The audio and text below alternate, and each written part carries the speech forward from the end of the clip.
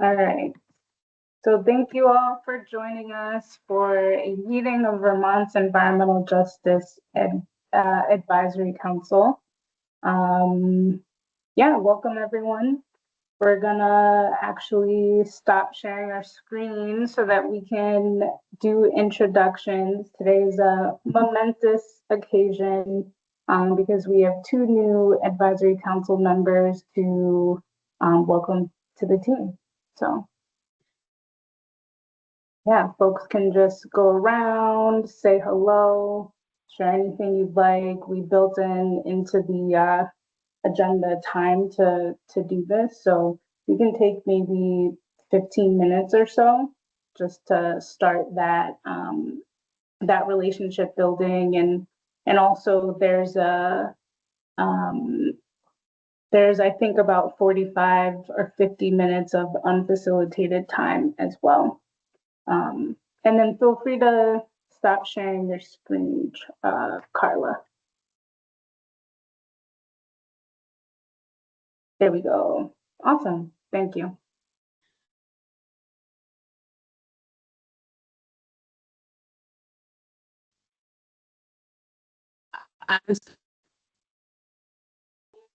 Hi, everybody. I'm sorry for being off for this meeting. My name is Susanna. I work in the Office of Racial Equity. I'm representing the Office of Racial Equity. I also sit on the Interagency Council, and I am pleased to be here and welcome to our new members. And sorry for the squealing in the background for making it work today. Thanks.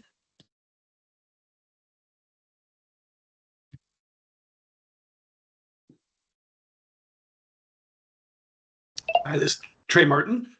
Lovely to see everybody today. I'm at the Vermont Housing and Conservation Board, and we are a member of the advisory committee. I'll go ahead. Greetings, everyone. Uli Sponsby, good morning. Indelewe Zile Sal, Indai Wantastagak, Talisukwaki, Nia Elno Wombanaki. I'm called Rich Holshoe. I am in what you know as Brattleboro, traditionally known as Wantastagak.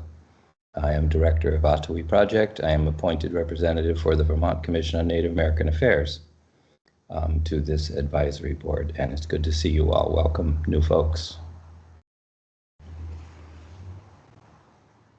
I'll take it from you, Rich. Thank you so much. Hello, everybody, and honoring the beautiful land of Vermont. I'm outside today. My name is Mariana. I work for Hunger Free Vermont, and I am the food security representative to this advisory council. And I am very, very happy to be outside today and standing. I don't see you very well, but I know that you're here. And I don't know. I'm just having a good day. That's all. I'll pass it to somebody else. I'm Sean Moran. I am from Burlington, Vermont. In fact, Rich, we have met, and I'll go through that with you later.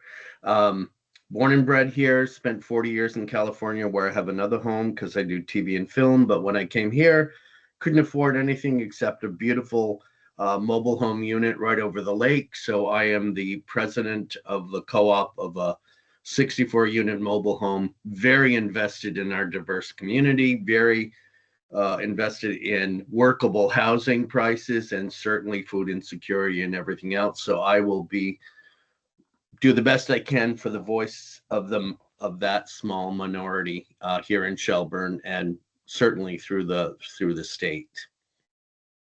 Welcome, Sean. Welcome. Let's stay in Shelburne. My name's Matt Lawless. I'm the town manager here, Sean's neighbor and colleague, and I have the municipal staff representative space on this group. I'm very happy to join in and be of service. I'm 2 years into the job and my time in Vermont, having had previous town management work experience in Virginia, and squeeze in some time for UVM's PhD program in sustainable development policy. So happy to connect the practical and academic in here with this great group. Thank you. Welcome, Matt. Welcome. That's so great. We have so many new members. This is so exciting. Victor? Hi, my name is Victor Davila. I'm out of Burlington, Vermont. I am the Clean Water Director for Slingshot, a local nonprofit working specifically on environmental justice issues throughout Vermont.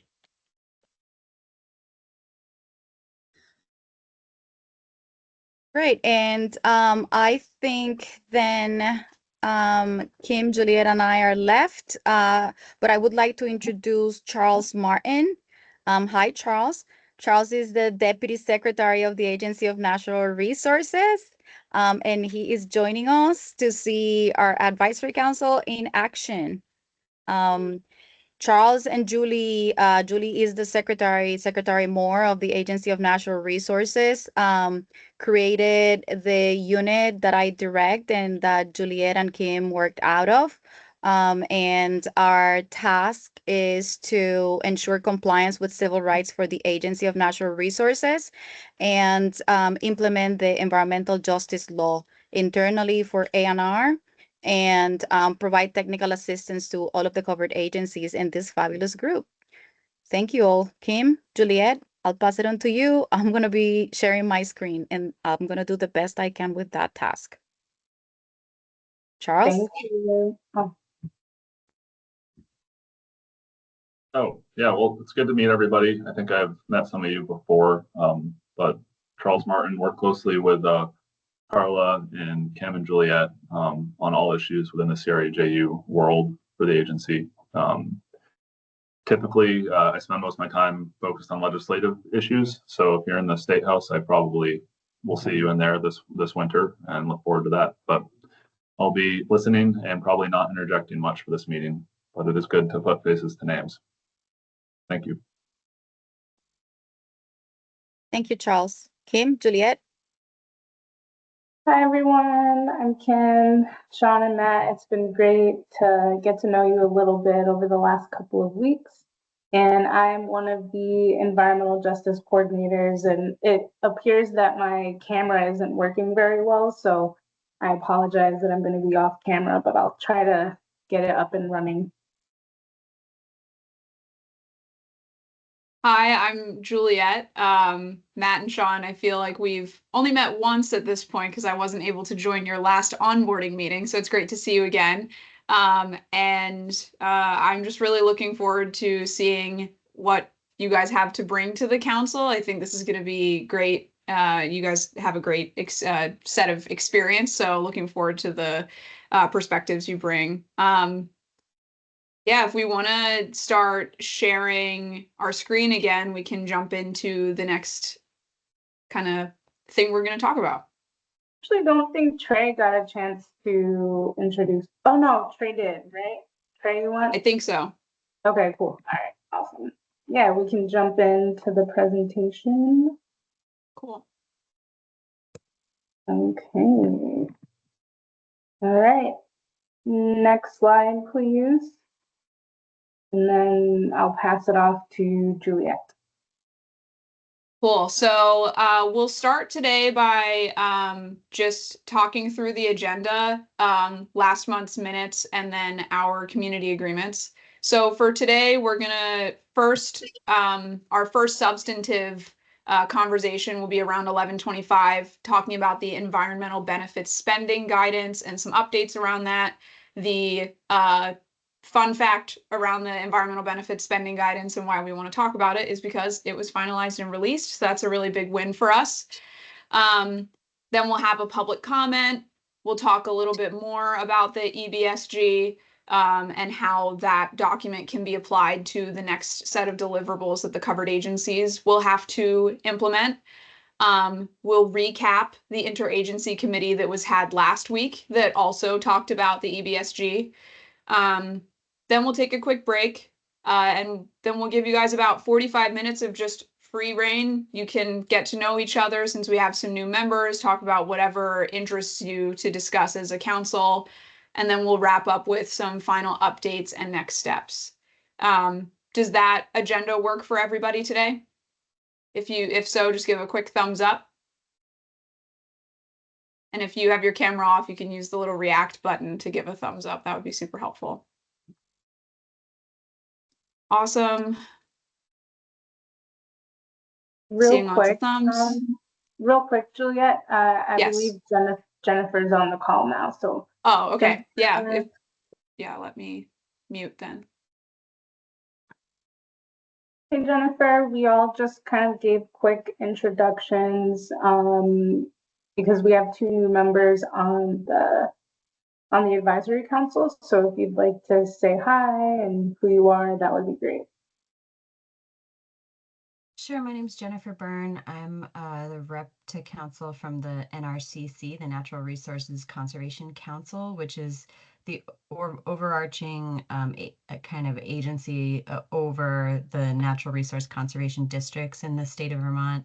Districts are local watershed governments, so we're like a decentralized infrastructure for community engagement around natural resources that exist across the country, but we're localized. So we're governed by a board of 5 supervisors from our watershed or counties. So that's me. Thank you. Before we move on, do we want to give Matt and Sean an opportunity to introduce themselves to Jennifer? Yeah, that sounds good. Matt or Sean, feel free to jump in. I guess I will because I talk a lot more than Matt does. He's the more brilliant one, and I'm the social conscience, I guess. Sean Moran, Burlingtonian, California, raised and back in Burlington. Big house in California, which cost me much too much. Smaller house here, which is in a mobile unit. So I am the mobile homes delegate for this committee. Very diverse committee company here, both financially and a very diverse ethnic community. So I can bring that to the table. That's what I have. Thanks, Sean. Matt Lawless, I'm the town manager in Shelburne, representing the municipal leadership spot on the group here. My previous experience is in Virginia, and happy to support the work of this group wherever I can. Thanks. Nice to meet you both. Awesome. Do we want to share our screen again and we can jump back in with the meeting minutes from last month? So this is our agenda for today. So lots of thumbs up. Our last meeting was, I believe, August 1st of last year. The meeting, or not of last year. My brain is in a million places today. August 1st last month. Our meeting minutes are available on the EJ Online Resource Library, as always. And so we wanted to double check with you all, since we have quorum, to see if folks approve of those meeting minutes. And for Matt and Sean, we can drop a link in the chat or send it to you over email after this meeting, just to make sure you have access to that EJ Resource Library if you don't already. So if folks are comfortable with those meeting minutes, please just give a quick thumbs up. Could I make a comment, Juliet? Sure. This is Rich. I am generally comfortable with the minutes, but I will note that in the very top of the page, the date from the previous meeting is still standing there, July 10th, 2025. We'll fix that. Thanks for noting. Just a typo. Yeah, I think it has the date in 2 places. On the top, it's incorrect, and then on the left, it's August 5th. Thanks for flagging that. Thank you. Are we allowed or supposed to approve minutes if we weren't present at that meeting? You can approve the minutes. We just need quorum to be able to approve them if you weren't present. Okay. Yeah, so fine with me, approved. Okay, I'm seeing some thumbs. All right. I think that's most of us. Are there any other folks who, is there anyone who wants to abstain or doesn't want to approve the minutes? I would abstain. I wasn't there, I don't believe. Same. That makes sense, Matt and Sean. Okay. So moving on, we'll take a look at the community agreements. Usually during these meetings, we read the community agreements out loud and we, pass them along to each other. The community agreements are a really helpful way for us to figure out how to engage with one another during these meetings, what kind of expectations we have with each other around how we build relationships. There have been some questions and concerns that have come up in the past couple of months around the community agreements, like what exactly do they mean? Who do they pertain to? And especially this idea of like, do these agreements still resonate? They are something that I think they were developed before Kim and I even came on as EJ coordinators, and there has been a little bit of turnover in the council. So we just wanted to take a couple of minutes and we could read these community agreements and agree to them, but we also wanted to offer the opportunity for you guys to perhaps reconsider these agreements. And if it's something that you want to update or talk about more as a council, there could be ways for you all to, in smaller groups, so that we're not hitting quorum, get together outside of this meeting or something to propose new community agreements. Jennifer? Yeah, I just put something in the chat around process that I'd like to bring forward to the council. Some of you already seen it. I don't find that reading these agreements every meeting is helpful or a good use of time. It kind of feels like a, kind of like, I don't know, it feels like it's not helpful.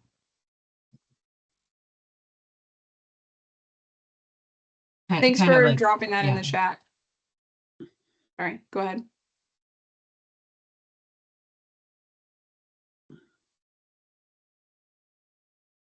I appreciate Jennifer's comments. I like the agreements. I have no problem with them as they're set out. I'd be willing to continue centering them in some way, whether that's reading or if others don't want to read, I understand that too. We could just post them and make sure everybody has had a chance to read it to themselves.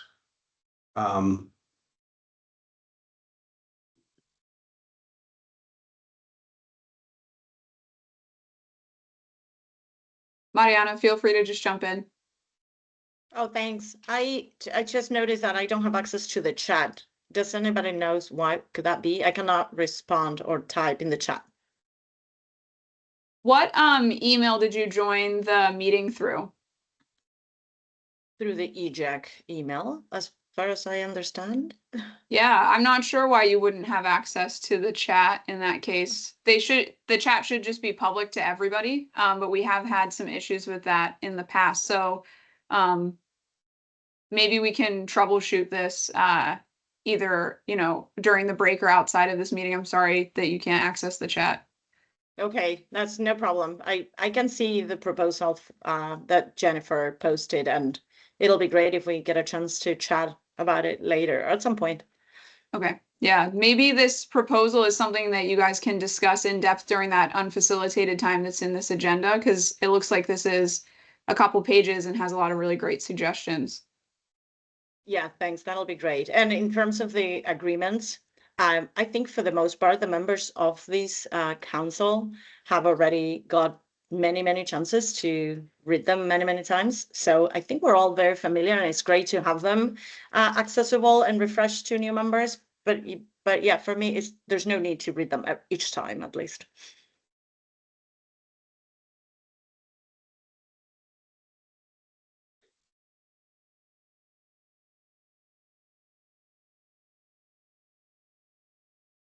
Hello. Awesome. Are there any other comments on that? I'll just say that I'm kind of on the fence. I think these are agreements are fine. They're a good idea. We are familiar with them, so I'm not sure if they're necessary every time, but I don't have an issue with them. Thanks, Rich. Yeah. I have no issue either. I mean, it seems to be they all center on being respectful. If somebody's feels something is hurtful, I don't think they need a code. I think they just raise their hand and say, could we go a different way with this? This is hurtful and this is why. The weight and all the the buzzwords. I think it's just being respectful of each other, listening to each other, not dominating a certain topic.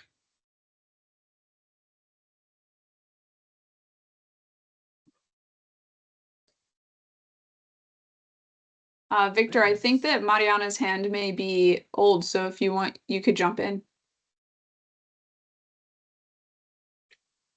Yeah, I don't want to belabor the point too much because I know there's other things in the docket for us to discuss. But while I don't necessarily have a strong feeling either way about whether or not these community agreements are read aloud, when we know for a fact that there are members of the public in the chat watching because this is a public forum, then it would be good to read it out loud for those moments, as then it would allow for a reason for misbehavior to have been legitimately kind of preempted, in case that were to ever happen. So saying, hey, here are the rules of the space.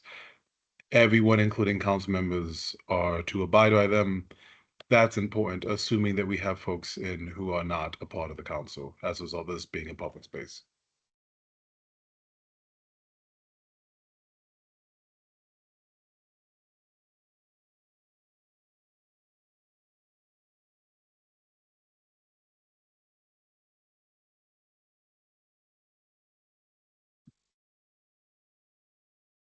Feel free to jump in, Susanna. Sorry, I think I accidentally unmuted before, so I hope it wasn't too disruptive. From a time management perspective, I do think that it is probably unnecessary to do it at every meeting. I think that's the kind of thing that contributes to meetings being 3 hours, which is almost half of most people's workday. So from that perspective, I would be happy to stop doing them every meeting. But I do acknowledge and agree with what a few people have said, which is it's good to have reminders, especially again, if we do have any people who may be disruptive, who are not part of the group, it is helpful to have laid that groundwork ahead of time. And again, I'm kind of agnostic on whether we do it or not. I would go with whatever the group wants. I do think that perhaps one in between idea might be if we want to continue to read them, but maybe just not every meeting. So I don't know if that's like quarterly or biennially or something like that, or maybe making sure that they go out with every set of meeting material so that people have them. That might be a helpful compromise, but I haven't had the ability to look yet at what Jennifer put in the chat. So I don't know if perhaps that might be another alternative that might be better.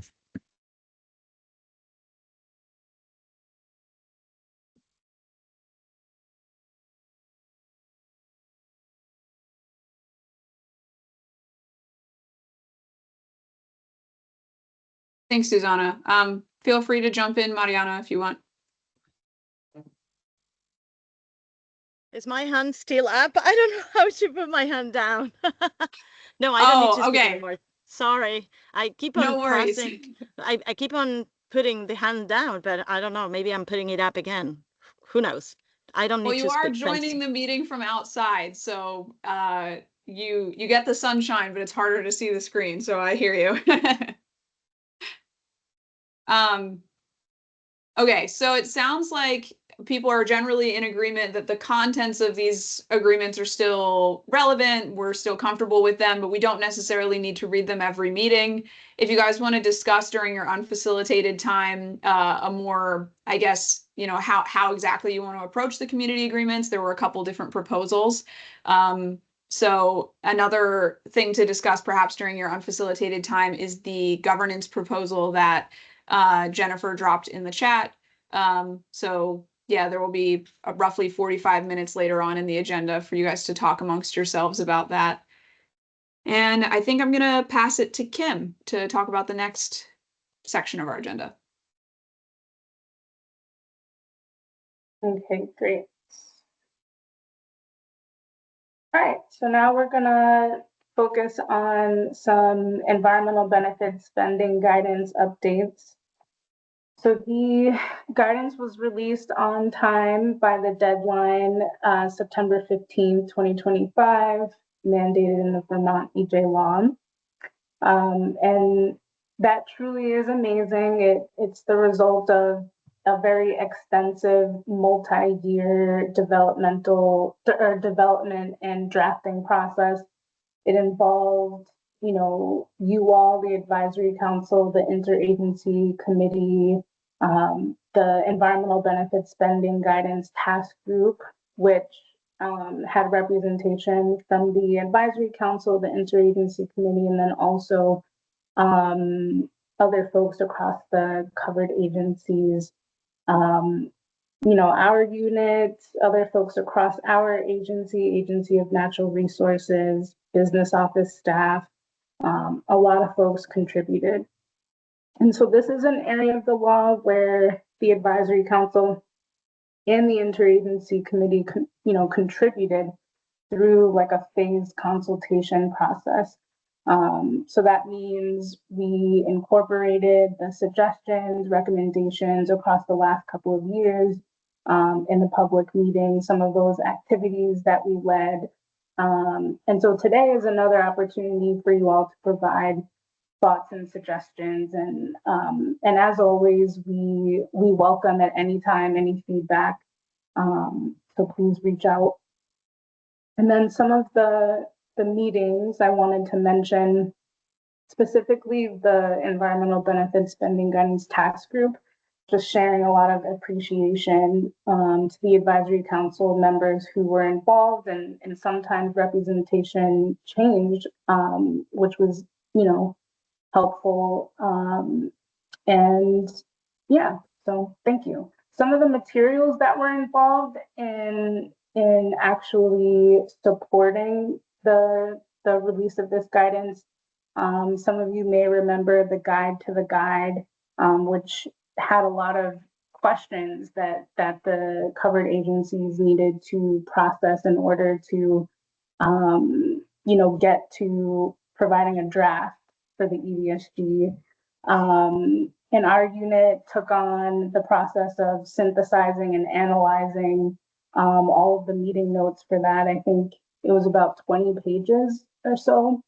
And then that led to the environmental benefit spending guidance task group actually drafting outlines, which I know, Trey, you supported a lot on that. Claire McElveny, who's on the interagency committee, supported with that. And then some of you may remember we provided informational sessions for the interagency committee.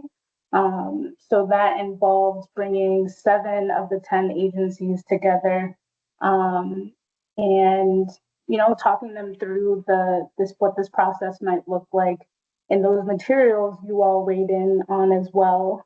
And then we had our public comment period presentation, which I think it was, I forget which month, maybe it was in June or July, where we shared that presentation with you and you had great feedback, and we incorporated that into that presentation.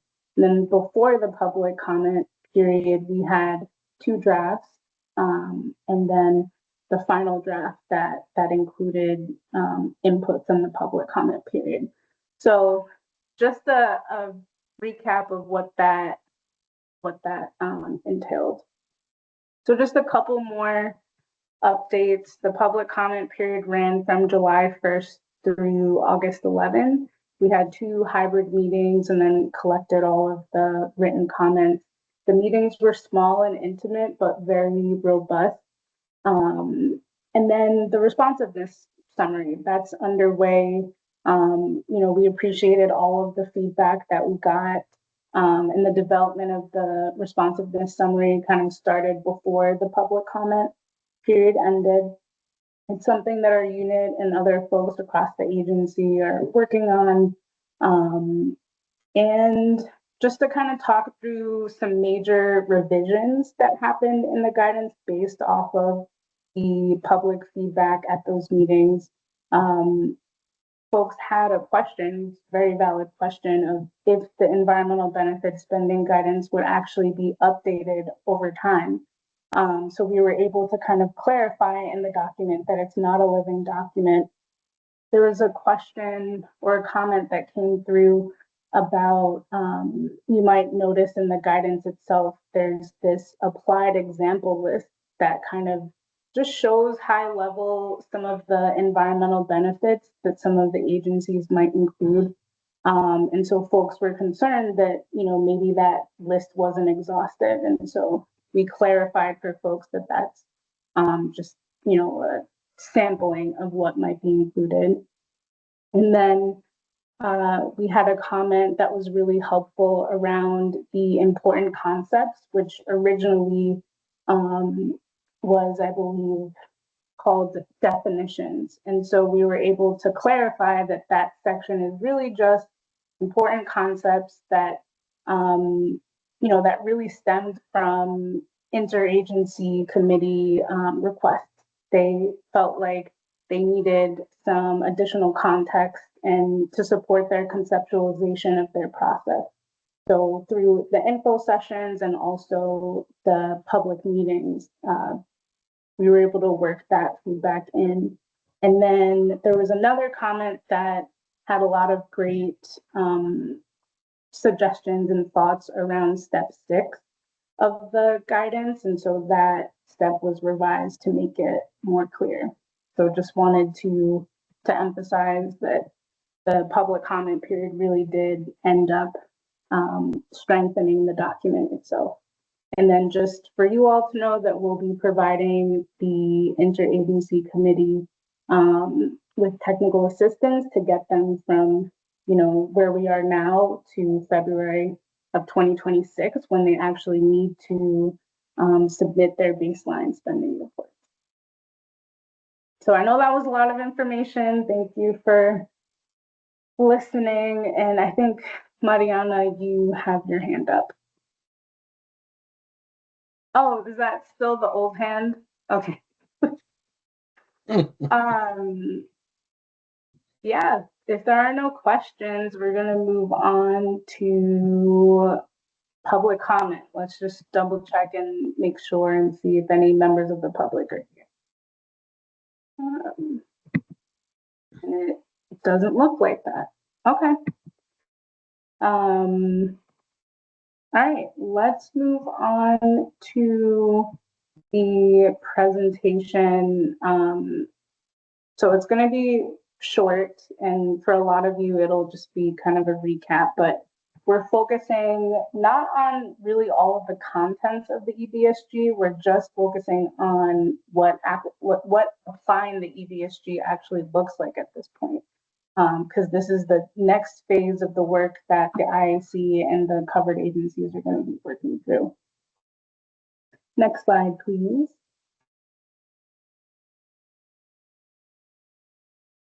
All right, so what is the environmental benefit spending guidance and what does it do? So it guides agencies through an approach to create the baseline spending reports. And the baseline spending report is that snapshot of spending, essentially. And they need to do this and release it by February 15th of 2026, so coming up. It evaluates past spending to inform future investments in environmental benefits. And it focuses on discretionary funds, which are funds that we have control over spending. And then it's also flexible to allow each agency to tailor their approaches to meet their actual needs. What doesn't the EBSG do? So it does not decide where the money goes. It doesn't tell each agency what exactly they need to report on, because each agency is different and provides different environmental benefits. Just like you all in your communities support communities in different ways, does not direct how dollars are spent. It does not override agency budget processes, because again, like every agency has its own budget process and also its own financial systems that it has to work through. It does not provide exhaustive information. It's just really a jumping off point. And it does not stand alone as a deliverable. So the EBSG kind of focuses on getting the agencies to the baseline spending reports and also to that process of annually reporting. But it works hand in hand with some of the other deliverables and areas of the work under the law. Like, for example, the community engagement plans, which are informed by the core principles of community engagement that you all approved. Next slide, please. Okay, so now we're going to focus on high level, just what the reporting process involves. So this is really asking what are the covered agencies responsible for doing. So it outlines 7 steps. The first step is step 0, which is building capacity for the work. And the outcome there is really identifying at least one point of contact and coordinator to support the work. Step 1 is doing an environmental benefits assessment. And last year and earlier this year, we kind of talked through what, environmental benefits are, and it's a complex process for some agencies to actually identify and categorize just the ways that they provide environmental benefits to Vermonters. And then step 2 is the initiative assessment. So identifying the source of all of their direct benefits. So what are the programs? What are the initiatives? What are the actual, what are the initiatives that actually support and provide the environmental benefits? Next slide.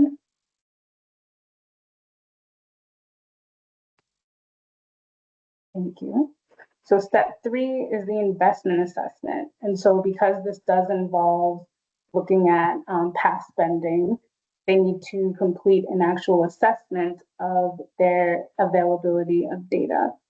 From there, step 4 is identifying which investments to report on. So,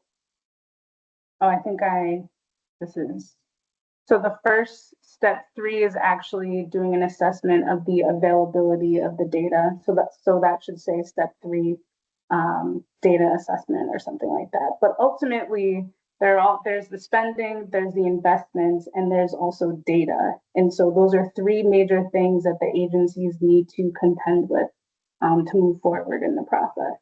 Step 5 is data gathering. Sorry, there's one more step there. Is actually developing a data set that meets the minimum data fields listed in the guidance. Thank you. And then step 6 is, once you've done all of that, you need to be able to provide a description of the environmental benefits, and also, where practicable, quantify the outcome of the benefit. And that's going to look different for each agency.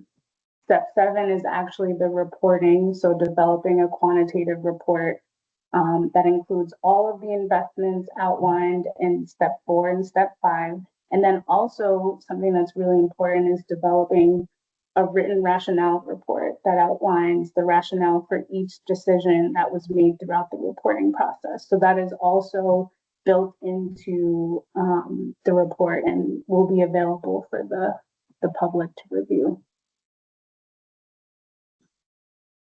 Almost done. One last slide. So agencies have, as we said, this is a complex process. This process also challenges some of the silos that exist. It requires a lot of heavy internal collaboration and shared responsibility. And so this flow chart represents how ANR, our agency, envisions this work for our agency. But of course, it's going to look different for each covered agency. Some of the common steps involve, as I said, collaboration between all of these different key players. So there are program staff who are usually more, well-versed in what initiatives are and what the environmental benefits are. But this process also really relies on financial staff and business office staff. So they need to work hand in hand to identify gaps in data. That involves, querying data and using data systems, and not all the agencies even use the same systems. And so there's a lot that needs to be done there. And sometimes there's a lot of going forward to have to go back to going forward again. And then the other component of this is contending with the geographic data. That's a very complex thing to navigate. And the law in the EDSG asks the agencies to actually find the data, the geographic data, to sort through it, to categorize it at both the municipal level and the census block group level. And that, you know, taking into account that not all programs and initiatives even collect data on that level, or have it readily available. And so that's another consideration. And then, of course, collating all of this and bringing all this data together in a way that makes sense, and then actually creating a report, you know, that's going to go out to the public. And I think this is also a really good space to hear from you all about, you know, recommendations for the agencies to consider as they look to produce something that the public can digest. So I'm going to stop talking. We can take like a moment of just silence to catch up. And if you're feeling overwhelmed, we totally understand. It's a very overwhelming kind of process, and we can answer any questions that folks might have. And feel free to stop sharing, Carla. That might be helpful. Thank you.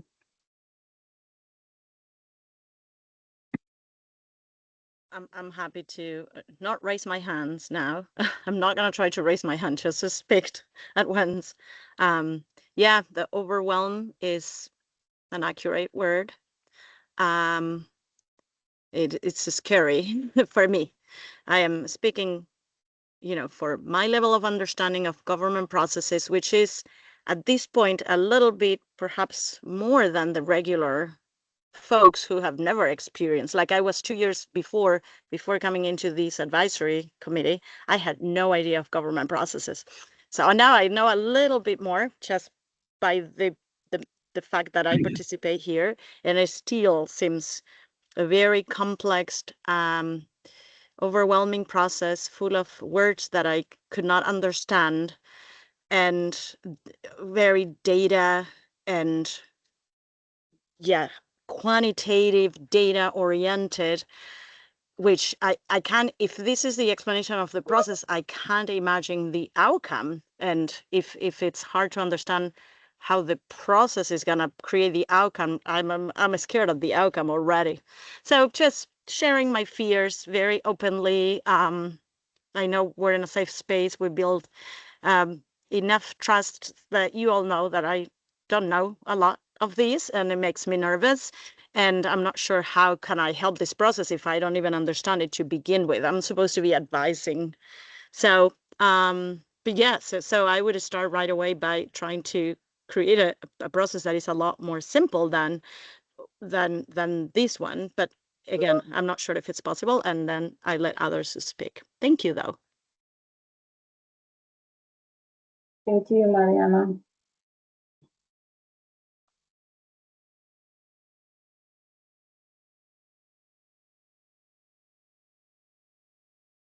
I'm just going to ask, what's the most helpful questions or feedback that we could provide? What are you looking for today, Kim and Juliet?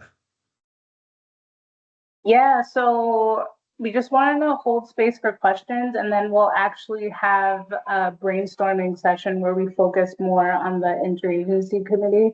But really what we wanted to do before, the thought process was, we want you to understand a little bit about just everything that the covered agencies are contending with, so that when you do kind of want to provide suggestions and things like that, you have more context. And I just also really wanted to thank you, Mariana, for your thoughts. And it's interesting because, you know, ANR being the lead agency, we had to start from zero, right? And also figure it out as we were going along. and then figure out how to support the other covered agencies in getting their, process started. So I really appreciate you sharing your thoughts and echoing all of that. Carla and Juliet, do you want to share anything else? I think the only other thing in my mind is, what you said about data. It's really, really, it's an area that we all need support with, and it's an area that we're trying to develop using the law as, what we need to follow to get there. And sometimes that means creating a system and a process to do the best that we can. So, thank you. If I could jump in, I just want to say also thank you, Mariana, for your, how vulnerable you are when you talk about this kind of thing, because it's really scary when it's like you're talking about this thing that you work on with all these other people, and it's like there's a lot of things that we have to do for the baseline spending report that I feel extremely overwhelmed by. And I'm like, the business office staff can figure that out. That's not my area of expertise, it can be really overwhelming. The thing with the guidance is that with the covered agencies being the intended audience, there are things that they need to know at a level of detail that the public isn't necessarily going to benefit from. And that's just the way it is. But when it comes to actually producing the report, what we want to talk about during this brainstorming session that we'll get to in a couple minutes and that Kim mentioned, we'd love to talk about the best ways to make the outcome of this report both usable for the covered agencies to inform our investments, but also to make it readable and digestible for members of the public. It's definitely hard to weigh in when it's like, well, I don't know what I don't know, right? But when it comes to things like how can we make it so that the report, when they come out, they're actually things that we can digest as just like regular old folks, right? That's something I would love to hear if you guys have perspectives on, so we can talk about that in a couple minutes.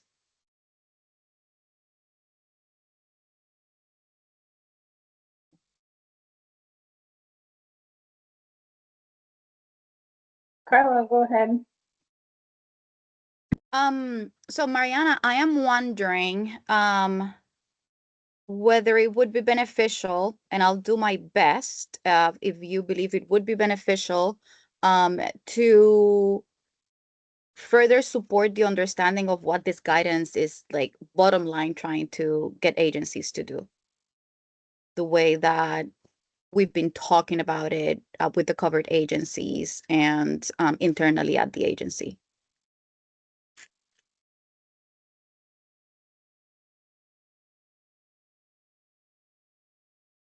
Yes. Sure, yeah, that would be grateful. I'm not so concerned about me understanding what because I understand that this guidance is going to be for the use of the agencies, but if we're trying to create a public document, or if this is going to be eventually a public document, and I cannot even understand, that's where I am just thinking of the other people that are, I do have a minimum understanding of the, what these guidance will be for, and how it could be, how it will be used. But I'm thinking if we're creating something that eventually we will request people to look at and provide feedback, then it has to be something that is more digestible for the level of the folks who will be asking for comments. Otherwise, it feels to me that we should not be been asking for comments or feedback to the general public if we cannot provide something that is digestible for everyone. That's all. That's my main concern here. That's all. Okay, that is helpful. So what you captured first, Mariana, is what we're thinking we would like to hear from you all. How can the information that the guidance is asking agencies to gather, how can that information be communicated so that it is understandable and relatable? Because as you were able to see, it's going to be a lot of numbers and There are components for narrative opportunities, and that's what we really would like to get a sense from. And so I also see that Victor would like a little bit of more context, and I am more than happy to do that. I'm gonna try to be super brief. So this is really a super extraction of what this document is intending to do. So by no means this is the way that the agencies are actually collecting the information, but this is the output. So the environmental benefit spending guidance is the first one in a series of deliverables in the area of influence that has to do with evaluation of investments and future expenditures. So then the guidance in the law is intended to guide agencies to capture, and this is content that is included in the guidance. The final guidance document identifies for agencies that they should identify direct investments that provide environmental benefits to certain geographies and benefit locations. And there's a focus on discretionary funds. So the idea is that each of the agencies, after they apply the steps in the reporting process, will have identified environmental benefits that they provide by direct investments, and also identify where those benefits are flowing to. So that's the output, very high level. And so that output is the output that we're thinking about. How can we present this information so that members of the public and other entities can use that data to inform their actions? And so this is where you would all come in, right? How can we sort of like translate? Because, you know, I will also declare myself not really well versed in the finance world, right? And in the business office jargon. So what's going to be captured is a bunch of data, bunch of numbers. So then how can we tell the story better so that we're actually very clearly communicating, hey, these are the investments, this is where they're flowing to, and these are the criteria that we utilize to narrow down the universe of benefits that each of the agencies, in their uniqueness, which is why the guidance is flexible, because all of the agencies are very distinct from each other. And there are several, 3 of them in particular, that are particularly different. So then in thinking about how to operationalize the legal mandate and make it fit, then we needed to provide certain flexibility so that the agencies can actually take the guidance and apply it to how they do business and how they capture that information. So that's super high level.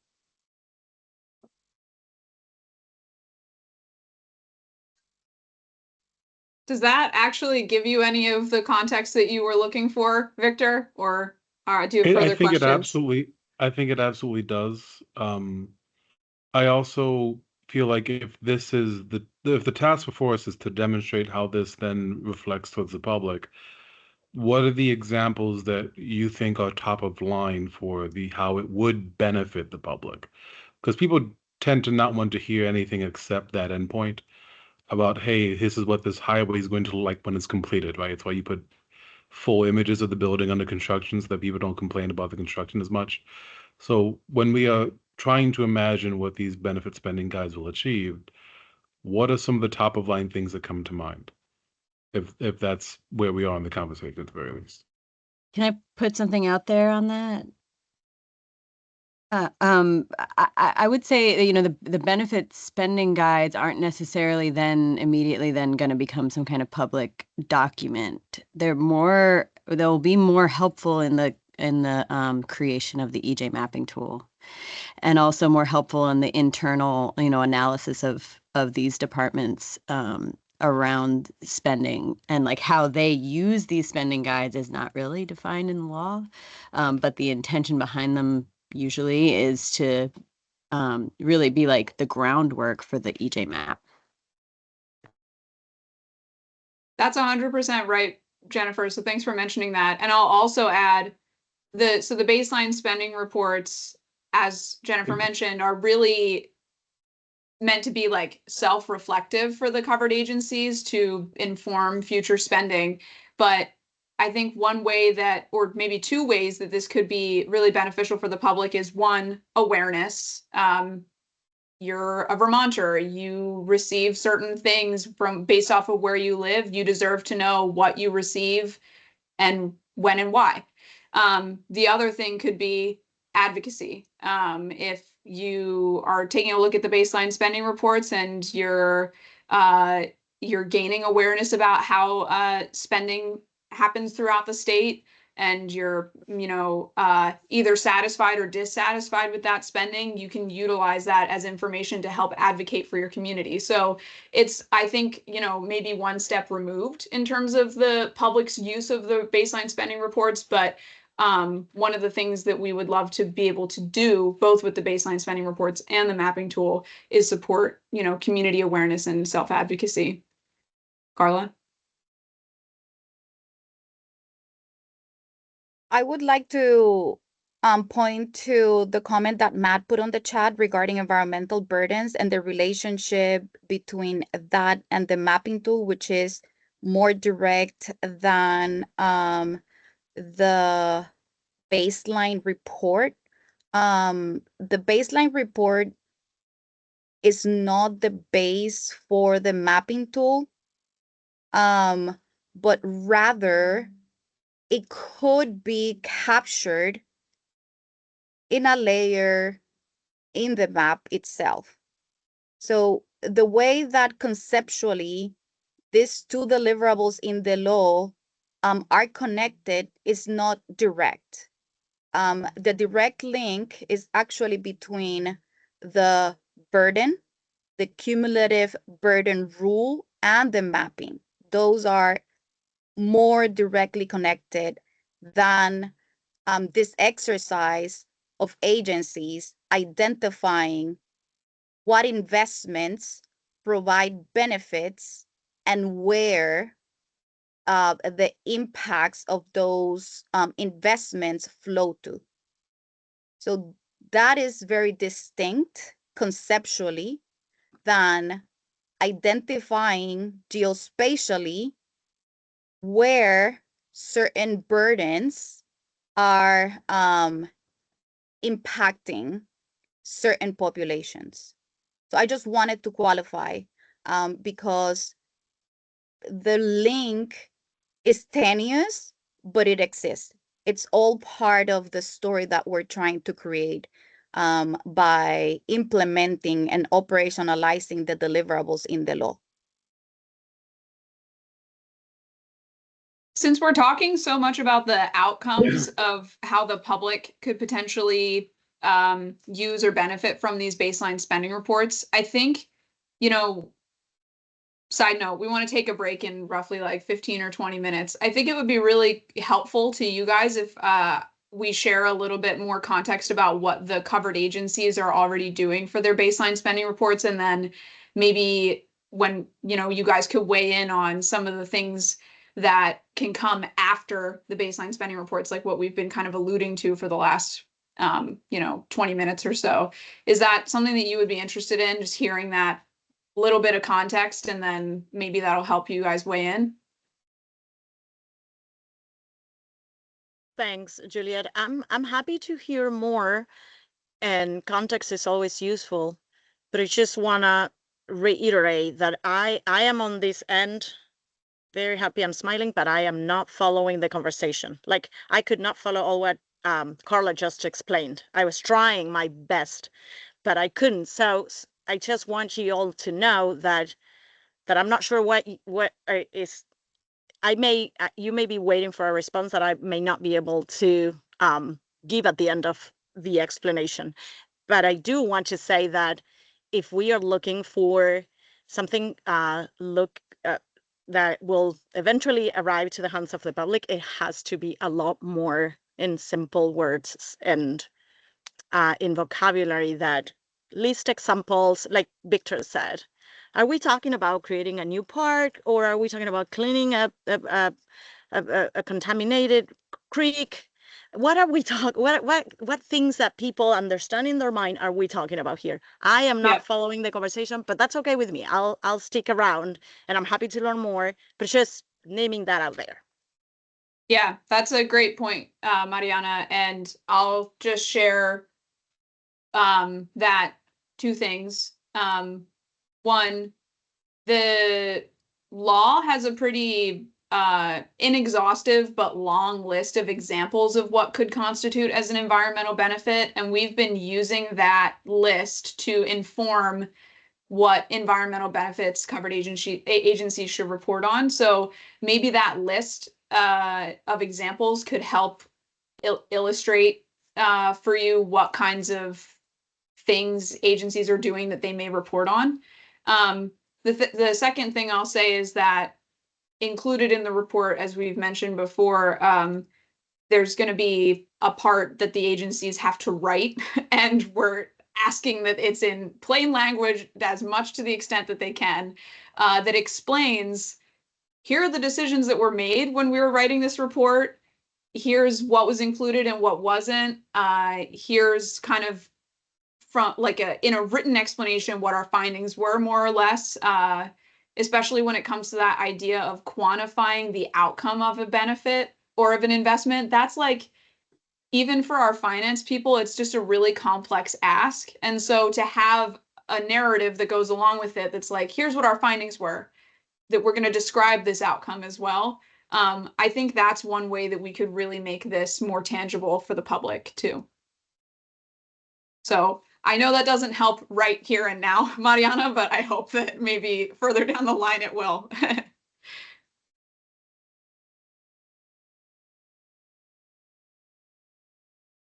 It's great, Mariana, that you're reflecting back your thoughts, because it really helps us communicate better and more effectively. So all of what Juliet says is yes. And before all of that, basically what we're talking about right now is that the agencies, what the output of this one deliverable is agencies will put together a report that captures where investments were made, where the benefits of those investments flow to. That's that. Then that report will be out in the world for folks to evaluate and come to conclusions. After that, the agencies are asked in law to create a goal for equitably assessing future investments. And then annually, the agencies will need to report on that. And then eventually there will be an analysis of, oh, okay, this is where the monies are flowing to within the Agency of Natural Resources, within the Agency of Education, within AOT, within all of the covered agencies. And then there's an internal conversation that needs to occur to see where those investments are, where the benefits are flowing, and to evaluate what could be done with future investments. So that's the story, that this area of work, of influence in the law, is attempting to get to. So this conversation is the guidance, is about the guidance that we put together with your input, with the public comments input, that is asking the agencies, hey, follow these steps so that you can come up with a report that includes 3 years back direct investments that provide benefits, environmental benefits, and the law defines environmental benefits that flow to certain geographies. That's the conversation that we're having right now.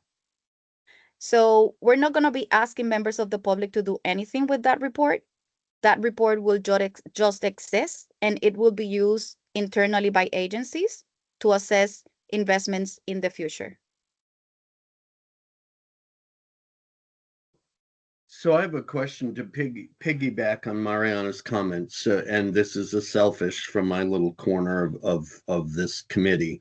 So somebody asked me what this committee does, and I said, well, we advise as to what we need, what we need from the state to help your community. My communities would be mobile units, and right now, stormwater is the big question. So they said, well, how? I said, so we advise that our communities are being fined large amounts, especially, in proximity to how many households we have, to meet the stormwater requirements, especially if we cannot treat the stormwater.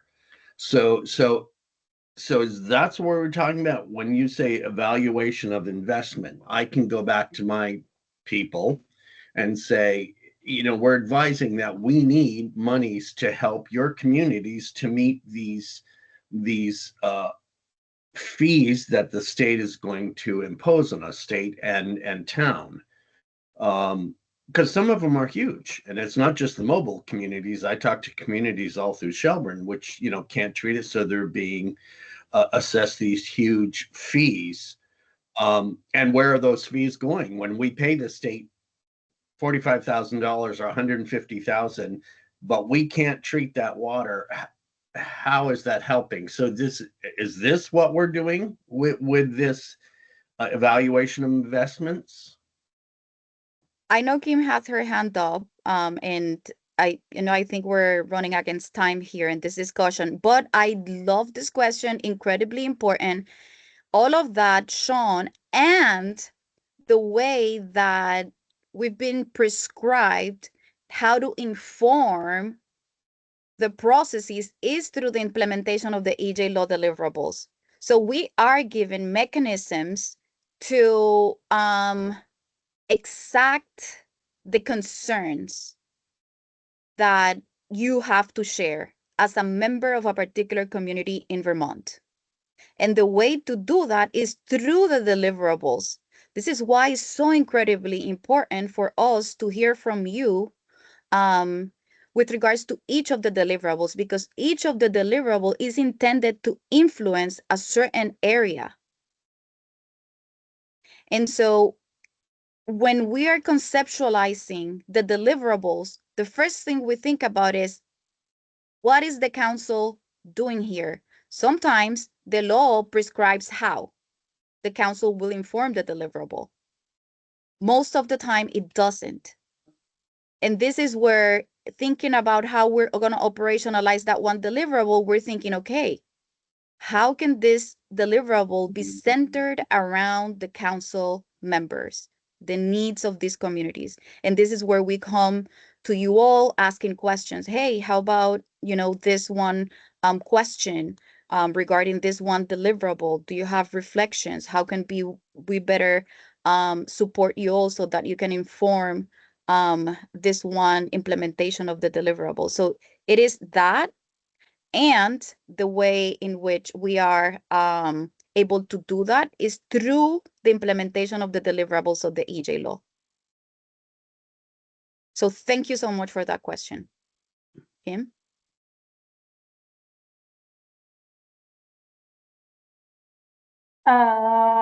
Thank you. I think we could use a break.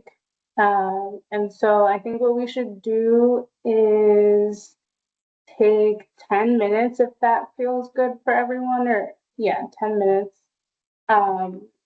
And the goal is, well, the agenda says around 12:40 we'll start your unfacilitated time. But there can be some flexibility there. So if we take a break, then we can come back and talk a little bit more specifically about brainstorming around the covered agencies and centering communities. And then from there, we'll move into the unfacilitated time. Does that work? All right, cool. All right, see you at 12:30.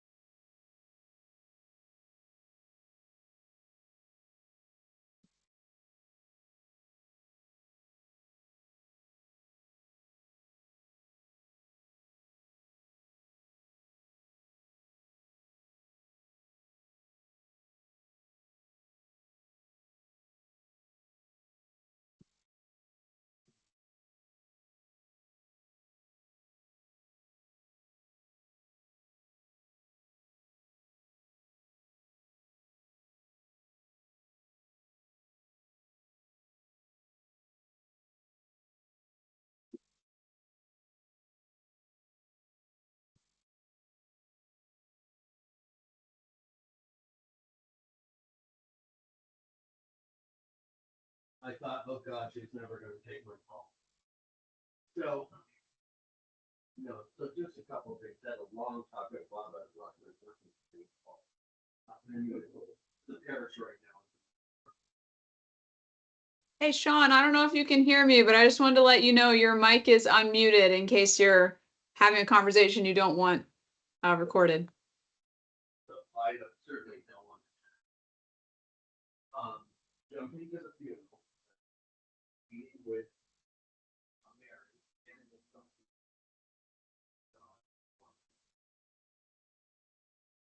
I just muted him, so he's good. Thank you.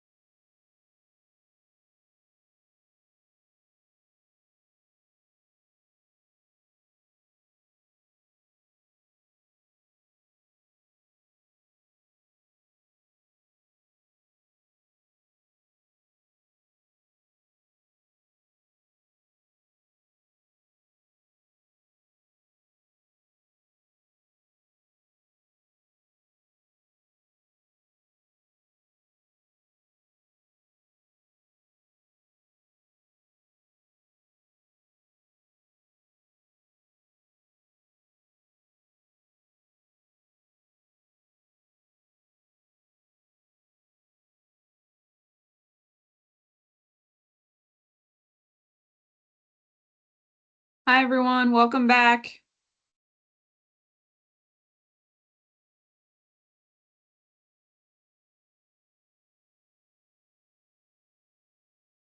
Rich, I just want to say, I don't know where you're located today, but the wall-to-wall shelving is impressive and something that I strive for.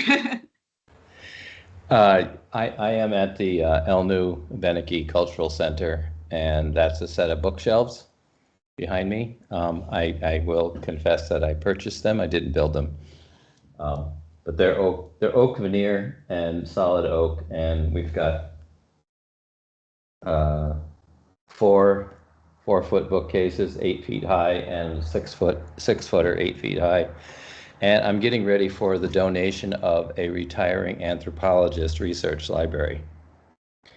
He said he's giving us 1,000 volumes. And I'm like, where am I going to put That's them? awesome. That's So, really cool. yeah, I'm like a big book nerd, and so as soon as you came on the screen and I saw all those shelves, I was like, wow, what are they gonna do with those? going to fill them with books. Reach, can you unblur your background so I can see? Yeah, let me go to. I'm curious now. Oh, I see. Oh, that's beautiful. Yeah. And it continues. We've got more. Oh, yeah. Lots of room there. Nice.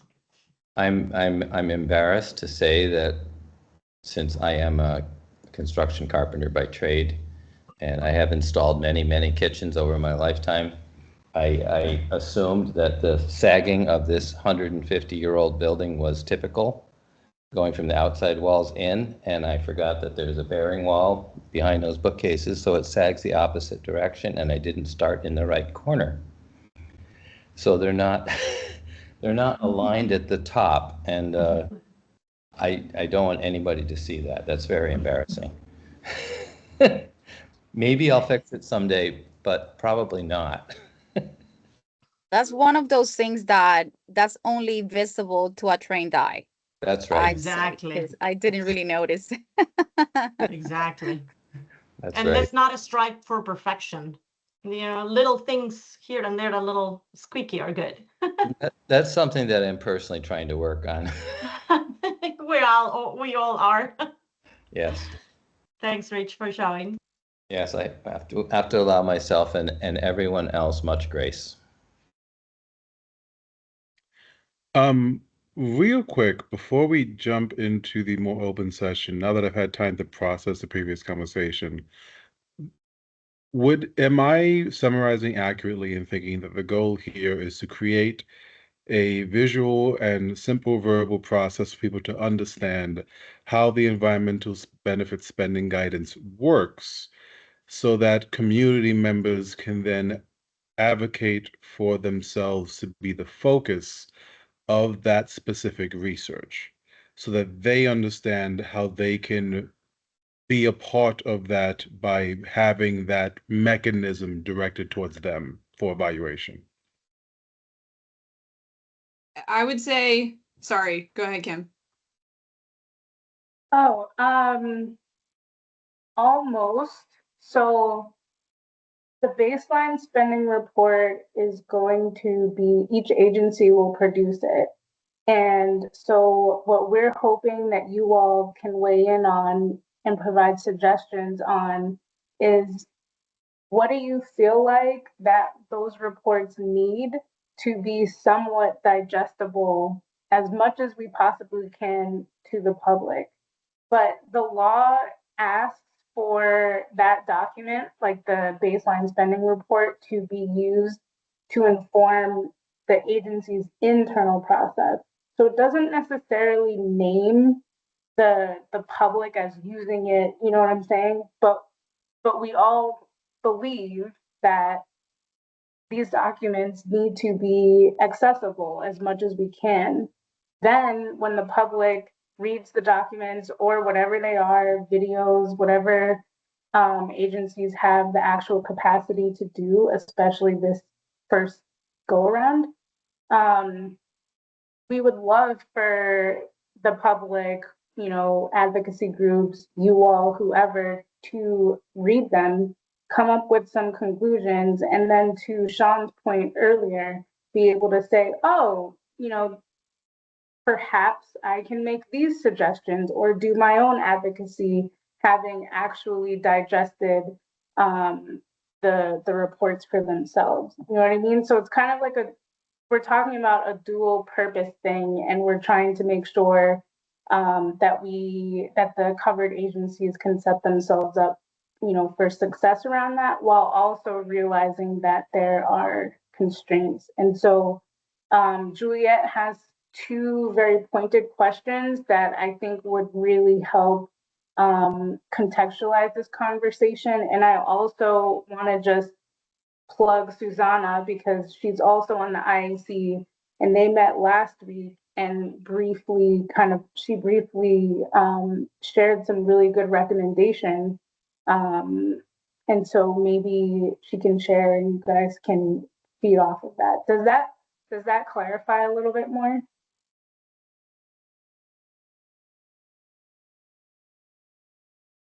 So I'll just say, to keep it brief, because I don't want to eat into your time to just talk with each other unfacilitated. The main thing we wanted to share with you about the IAC meeting last week is that, long story short, the covered agencies have, lo and behold, made a ton of progress in terms of building the structures within their agencies to actually make these reports happen. If you remember, many, many months ago when we were talking about the EBSG, Walter brought up how much of a just like capacity suck making this report could potentially be when we have all these other things that we have to do in addition to the report. And that's a very apt, I think, observation, but the covered agencies have made a lot of progress in formalizing teams to do this work. Some agencies have even defined their processes and approaches for how they're going to actually complete these reports, which is a huge amount of progress. Some agencies have created working groups within their agencies that focus on EJ and will focus on this particular deliverable. And you know, some agencies have even started really honing in on benefits and investments that they make, benefits that they provide and investments that they make towards those benefits. A really common pain point, I would say, for agencies is that there's still a lot of problem solving to be done around capacity constraints. As mentioned before, there's a lot of different mandates that agencies are being asked to juggle at the same time. This kind of starting these reports also comes at the same time that a lot of agencies are providing their budget proposals to the legislature. Like, there's a lot of things that are sort of happening simultaneous to this. And so it's going to take some time for people to figure out within their agencies how they're going to make time for this, in addition to everything else. So the two pointed questions that Kim mentioned were, thinking about what's going to happen once these baseline spending reports are complete. What are some potential ways that the covered agencies can best support the public in actually interpreting the contents of the baseline spending reports? So really thinking to what Mariana mentioned of like, gosh, these reports, even just thinking about them sounds really complicated. I bet you the actual outcome of the reports is going to be even worse. In terms of the complexity, how can we make it so that regular old folks can look at them and they understand the takeaways? Number two, how can covered agencies best receive and respond to feedback from the public after the release of these reports? I will note that we kind of lost track of time a little bit, and we don't want to eat into your unfacilitated time. So I just want to offer you these questions for you to think about. There will be other opportunities for us to discuss this before the baseline spending reports are complete in February. You can feel free to use part of your unfacilitated time to chat about these questions amongst yourselves. I know also you talked about wanting to maybe look at the proposal that Jennifer put in the chat at the beginning of the meeting. But we don't have to talk about these now. I really don't want to eat into your time. Just wanted to offer these as ways that you can weigh in on what the heck are we going to do with these baseline spending reports when they're done? So just putting that out there. If there are any thoughts now, let us know, and then we can jump into your free time too.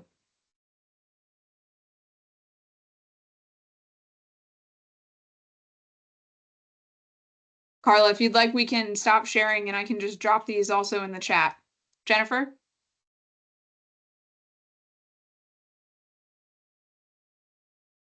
Yeah, hi. I would love seeing those questions, and I tried to write them down, but yeah, if you could drop them in the chat, that would be very helpful. I wanted to share this report that was from like 2021. That was focus groups of DEC employees. And I'm not sure if anyone's ever read it, but I think everyone here would probably be interested in a lot of it. And feel free to comment if it ever like sparks anything. But I think it's so awesome that the interagency committee has been doing so much work. And I think it's a nice alignment with one of our previous goals to have like a buddy system. So maybe we can get a list of them again and like who's collaborating with who, and maybe we can start to organize ourselves. That's a really good plug. The buddy system would be super cool to do. I think last year when we tried to get folks, paired, there wasn't as much response to the pairing survey. So if you guys are still interested in doing a buddy system where each one of you is assigned to a covered agency and an interagency committee member to just like get to know each other and learn more about their work and vice versa, let us know, because that could be a really cool vehicle to continue this work forward. Yeah, I would say yes. I cannot write in the chat, so I unmute myself, and yeah, that would be great. And I think I responded to that survey originally, and so I'll be happy to complete it again if needed.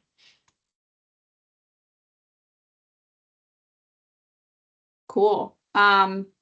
So just as a reminder, we want to give you guys some unfacilitated time between now and let me check the agenda.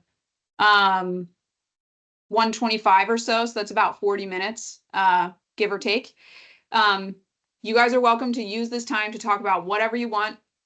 Just reminding you, we got some questions we left in the chat if you want to weigh those. Jennifer also put a proposal in the chat earlier if you want to talk about that.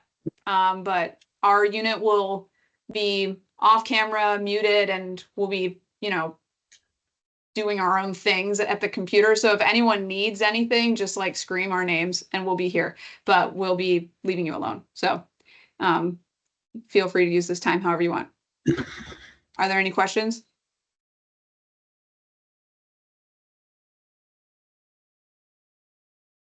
Okay, cool. We'll see you in 1:25. We can just go until 1:30. Sounds good. See you then. 1:30 it is.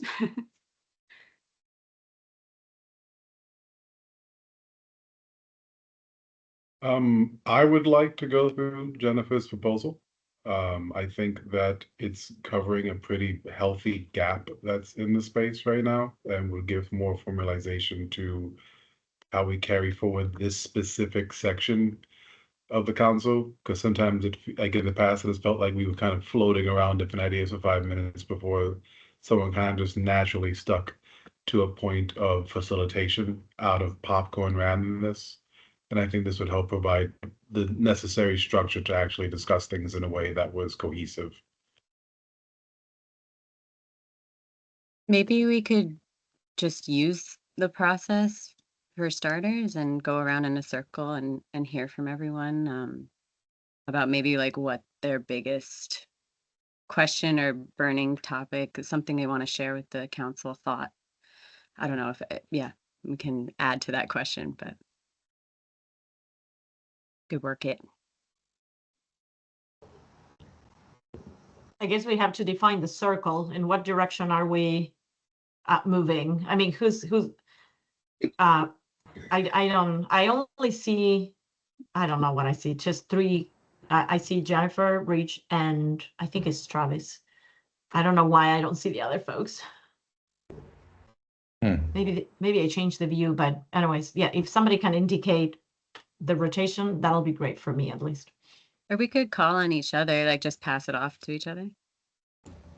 thinking. That sounds great. Let somebody start and then they can say, I throw it to Rich or I throw it to Victor. And because we all see the screens differently, they're differently arranged.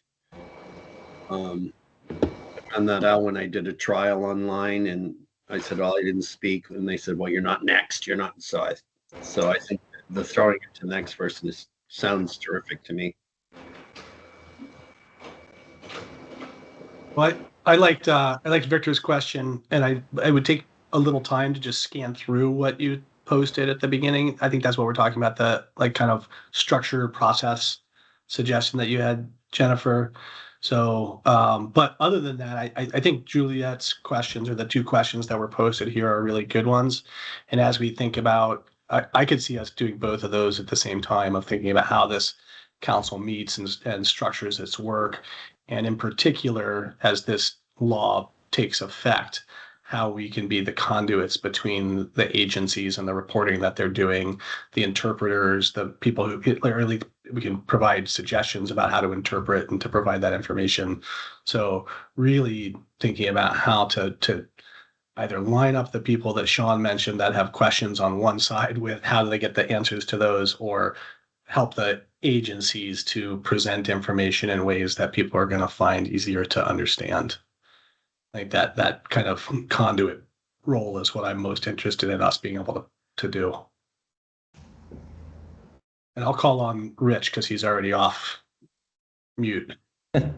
So what am I responding to here? I think we were just making it up as we go along to start off with. Jennifer invited us all to kind of weigh in on what's on our mind. So I was just kind of rambling there, Rich. I think you can do that. I'm good at that. I guess I was wondering clarification when Victor suggested that we review Jennifer's process proposal, you're referring, Victor, to the document that Jennifer put in the chat when she came in, and you're suggesting that we review that before we actually look at these questions themselves. Is that so? I would suggest that, because the reality is that what Jennifer has proposed would make conversations like those posed in the questions easier to navigate in the future if we could all agree to process in this way, right? Having a rotating figurehead, having what is essentially like one short of a fist of five kind of dynamic when making agreements. It's like, I'm strongly against this versus not, and it otherwise we're just trying to communicate outside of a structure which is doable but sloppy. Okay. Well, if I'm going to ramble a little, I would just ramble shortly and say I'm in favor of reviewing this process proposal as well. It looks helpful to me. I think it's more in the spirit of an advisory council, and us stepping into that role instead of being steered by others. I don't have a whole lot more to say about that. I did read this over when I first saw it proposed by Jennifer a couple months ago, and it looks fine to me. I remember saying at the time that I think this is a really good direction to move in, and the idea of being a rotating chair scares me to death because I don't have time for anything. But other than that, if that could be a pretty casual process, I'm in favor of taking a good look at this.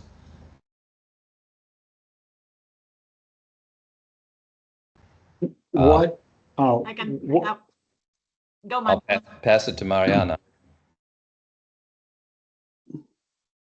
I think Matt was first. Go ahead, Matt. I can wait. Okay. As a newcomer to the group, I'm curious maybe about a little bit of kind of short story from the past of this organization. What motivates the change?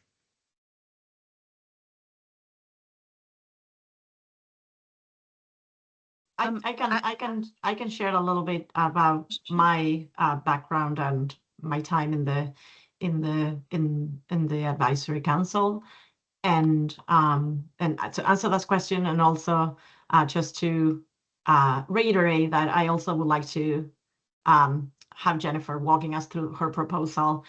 And this comes from the idea that if you think of the word council and what comes to your mind, everybody will have a different idea of what it is. And since we started so far, it's been more like a bunch of us sitting behind these screens feeling a lot lost as of what's going on. And not because the coordinators are not trying very hard to explain processes, it's just because the process in itself, it's beyond our realm of understanding, and not because we're like, we cannot understand, it's just because we're not familiar with this process. And this law eventually is about changing some of this process, because this process are initially the problem to some of these injustices. The processes are exclusive to those who understand them, and those of us who don't are inherently excluded. So this proposal that Jennifer, and of course nobody has bad intentions. We all trust each other. We have built some good relationship, and we're very happy to have new members. Very excited, but we do need to have something that we make us feel like we are a council and we are advising, really, as opposed to what is it that we're doing here? That type of, I think this idea is just to address that type of historical feeling that some of us have been feeling. And I don't know if I explain it very well, but rambling is allowed. So I'll pass it to whoever else wants to share about historical or about how to move forward. I would like to just share and ask, because maybe 2 or 3 years ago, I'm not sure how long ago we started, maybe 2 years ago, we did make a formal agreement to use consensus, and we sort of established a process. I've lost track of that document, but I wonder if our DEC, our A&R friends and partners can maybe pull that up for us from the before times, and any other agreements that were formalized by this. I think that was the only one, but maybe there are others that were more formal. And sorry to interrupt, I think we agree on the feast to 5, if I'm not correct, which is what I think Victor was proposing too. And I think this was before Juliet and Kim. I think we did that with they were other 2 coordinators initially, and then Kim and Juliet came on board. So I don't know if they are hearing to that, but we could ask them.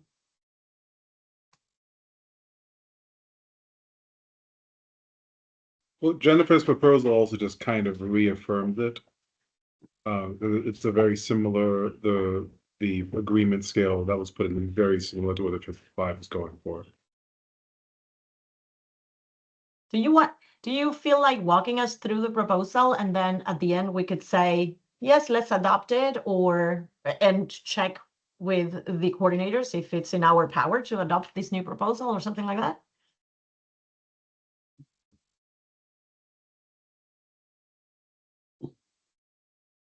I could definitely do that if folks agree. And I'm sharing my screen now. Can you see the proposal?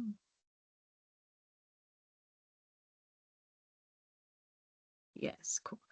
Okay, I'm going to make it a little bigger though.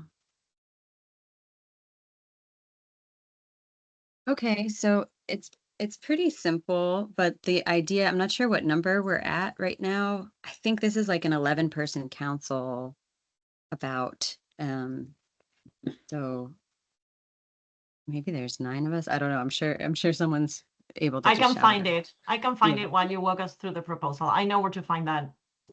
Sure. But we're now able to meet more often than we were originally in the law. We were restricted to meeting only, I forget now, but it was like 8 or 10 times a year, maybe. And now maybe Julia or Kim could jump in if you have the numbers right off the bat. Are we allowed to meet 12 times this year, or is there no limit, or there's some type of limit? Hi, sorry.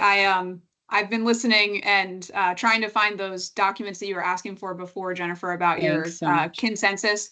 I still haven't found them, but I'm looking. Cool. So there are 11 seats on the council, including the Office of Racial Equity. All seats are filled now, so that's good news. We are limited across both the advisory council and the interagency committee. We're limited to 12 meetings per year. And the only requirement of how to use those meetings is that at least 4 of them need to be joint. So that's the cap.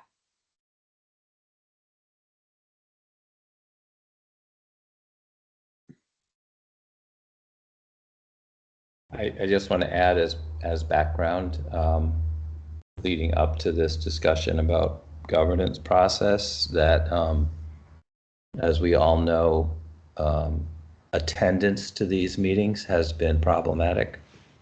We were having a really, really hard time getting folks to show up and even having quorum. And in that vacuum of participation, the agenda and facilitation, et cetera, was being handled greatly by staff because there really wasn't enough bodies to do it. So that's just out there. But if we have more participation, active participation, that can change. I just want to put that out there. Yeah. So it works out perfectly because, just with 11 members and 12 meetings, you can pretty much count on 1 meeting a year only that you would be responsible for. And really what that looks like in this is to collaborate with the A&R staff. So they're still going to be there for support, and, you can work together on agenda creation and finalizing it. You can, I don't know if it's helpful for me to read it out loud, but basically a chair role rotating each meeting. And that, you can decide, it's really up to you to say yes or no. And then support with the staff liaison. The process is outlined below, this circle process, very simple. So we'll get into that. I would imagine that it would really, what it would mean would be like 1 meeting with the A&R staff before the meeting, and then actually facilitating the role, but maybe 1 or 2 meetings outside of chairing the meeting. Sure, Trey? I think Rich and Susanna will remember that we did this when the Land Access Opportunity Board was first formed in that first year. And I think it was pretty successful having rotating chairs who met with VHCB staff to find it's exactly kind of as you lay it out here. It was a little bit more work on both sides to do that, but it meant more collaboration between staff and members as well. I got to, when I was being the staff person for that, it meant I got to call and talk to Susanna a couple of times the weeks that she chaired, or the weeks with Rich the week he chaired. That was kind of a nice feature of it as well. But at a certain point, I think we also agreed that we wanted to have full-time professional facilitators, and I think the current construct with the LAOB co-directors and more staff coming on was desirable. So I haven't seen that in action as much as the former model that I was, helping to facilitate. But anyways, it's just a thought that I think we should try it. I think this is a really good thing. I think we've got enough people to rotate it. And I think it creates the kinds of conversations that you want to have. And it does just create a little bit more pressure on people's time and responsibility. But I think that's ultimately a good thing. More better. Yeah. Thanks, Jennifer. And something to add to what you were saying, which I think I totally agree. One more added value to that would be that in having one of us chairing these meetings, we can ensure to do the translation of these languages that are sometimes making ourselves lost in the process. We could tackle that ahead of the time, and perhaps by being in the planning process for the meeting that we will chair, each of us, we will ensure that meeting is already more accessible to begin with.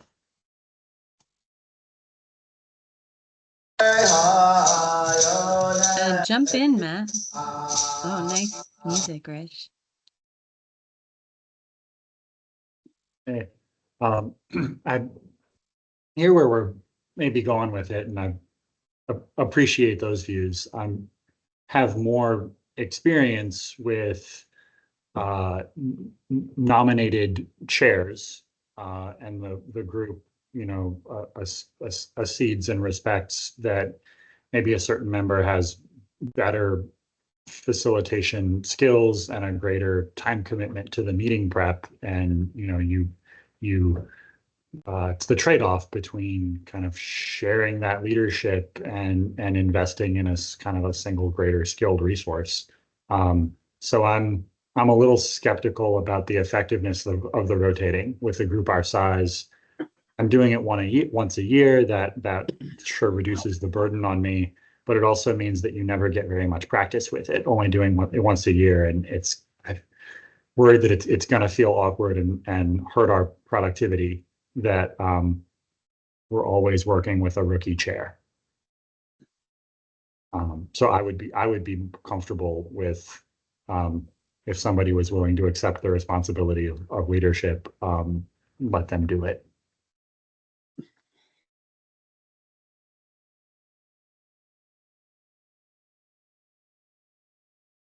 Go ahead, Victor. I think I saw your hand first, and I guess I'm sort of mini facilitating at least this part since the document's up. So that's the only reason I'm calling on people. Yeah, I hear that concern at Slingshot. For when we have rotating meetings, we also have rotating facilitators.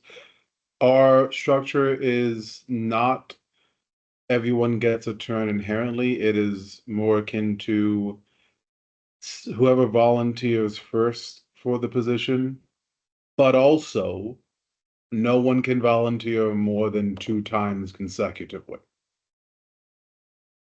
Because then it is truly rotating. Otherwise, one person might accidentally dominate, or by mistake, people knowing someone is more likely to step up because of ambient silence. One person gets burdened with facilitation unnecessarily just because that is a inherent nervous trigger in them. So having I guess I'm saying that there's a kind of in-between option between full rotation and specific selection of volunteering with a 2 per cap. I'd like to say something, and it piggybacks on Matt. And I'll be very upfront. I could never facilitate for this group leading a meeting. And honestly, as a director and an actor, I'm used to sitting in budget meetings with set people in costumes and props and actors. But when I don't know a lot about a subject, I would be a deer in the headlights. I can run meetings very succinctly and beautifully, but not in this case. So I would rather stay an observer and certainly, volunteer information when I feel it pertains to my small unit. But somebody would be welcome to take my turn, because I won't ever be able to facilitate this in the near future, because I just like Mariana's, I'm just grasping at trying to understand some of this dialogue. And my sister's in politics. She's been a lobbyist for low-income advocacy in Montpelier for years, and she talks, and I go, Karen, I don't know what the hell you're talking about. So give it to me in plain English, like I'm a 16-year-old going into high school. So I just wanted to put that out there, and I will take my hand down. There you go. Yeah, that's fair. And what I did was add this language right here to this section, just, for starters, in terms of no one's required to take on this role if you want to pass. That's an opportunity. Victor, it's really interesting how Slingshot does it. And I'm wondering, and what you said in terms of like not anytime soon. What I'm seeing could be as simple as, 2 columns with our name and the dates or the months of the year, and those who want, especially those who are new, and would maybe be willing in the future to chair. We could put you at the end of the year, of course. I'll go down just to the next step, which is the circle. And I'll just read it. So, to ensure inclusive participation and prevent power imbalances, each meeting will open and close with a council-only circle where each member has a turn to speak without interruption. And this is a suggestion for the opening round. After a land acknowledgement and brief welcome, each council member is invited to share a personal or community-based reflection related to environmental justice, or share hopes or priorities for the meeting discussion. Anyway, we could do, and that would be up to the facilitator to set up the opening round. And at the close of the meeting, each member will again be invited to speak, to reflect on the meeting's outcomes, or share any remaining questions or concerns, offer encouragement or feedback for future meetings. One thing in this that it doesn't explicitly say, I would maybe add, is I think when we go around this circle, especially if we're sharing like stories of what we've heard from our communities that are related to our work, it's a really good data gathering opportunity. And that would be something that I'd be excited to see come out of council meetings in general, whether through the public or through us as like a public spokesperson, around like cataloging what we're hearing, how it relates to environmental justice, and just keeping data, and gathering really valuable qualitative data.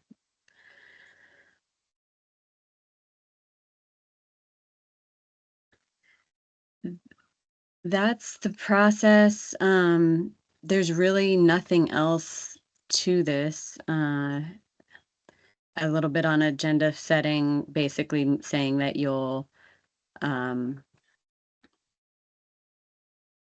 work with A&R to propose an agenda in advance.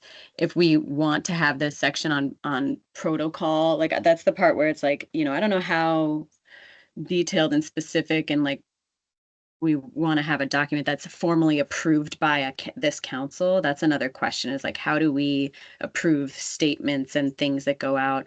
And it would be great to get that kind of catalog from A&R's perspective of what are any and all formal things that this council has done, like what actions actually got logged.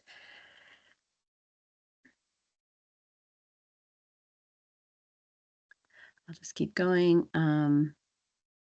We do have opportunity. Yeah, we always on our agenda provide opportunity for public comment. It's very uncommon that we have members of the public in these meetings, but actually the original meetings were very well attended by members of the public, and we heard really interesting things that really did not happen often or frequently, maybe just once, but it was something. It was a place where we heard in the first meeting, almost like a last ditch effort to alert the authorities of a problem, where like, let me bring it to this council who are thinking from all these perspectives to try to address these, problems that are so de-siloed. And so we can think, I would say we should think a lot more about how we would want to do public comment. And that could be something that each time you chair, we will kind of build ideas around, like, how and when can we hear from community members as a part of this meeting.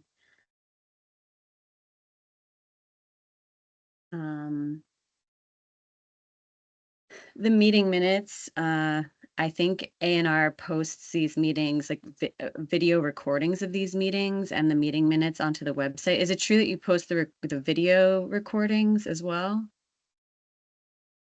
Yes. So there is a website link, and maybe I'll make a comment to like get that. So just so you all know, like, every video of these is available online. If I could say something to the public comments, being, and I'm leaving for the doctors with an 8-year-old very quickly, who's over there motioning me in the hallway. I think they're essential when you get, first of all, I think it's wonderful to have the public in. And as the president of a board of a co-op, and I meet with other presidents of the co-ops, and I sit through select board meetings, and this is nothing on my town manager, who's a good friend. I think they're extremely important. I think they need to be set up so the public commenter has a certain amount of minutes to comment without banter with the board. I've seen it many times where the public really, the comment, they want to get it across, and they're being questioned by the board and argued with the board, and it really diffuses what the public person is trying to get across, and it's also very aggravating to that person who says, you gave me 3 minutes and you haven't stopped talking and you keep asking me questions. I think they're important. I think there's some very essential things that come out with those public comments and stuff that none of us would ever know. And so I think that's essential. I think it's essential to set some kind of perimeters around them, that the public is not interrupted, not argued with, and let them get their point across in their few minutes that they're allotted.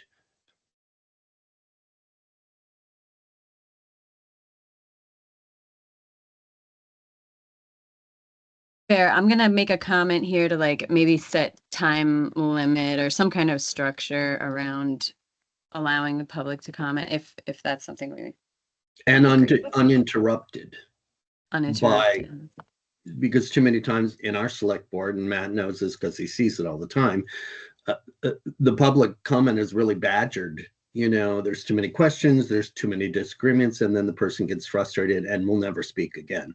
I know it from listening to some of the people that speak in public at our meetings.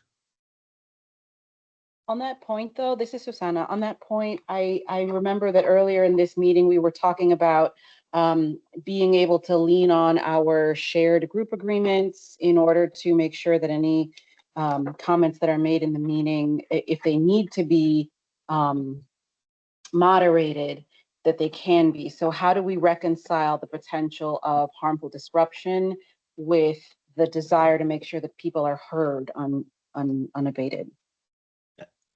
How do you mean by moderated? Because that concerns me with everything that's going on now.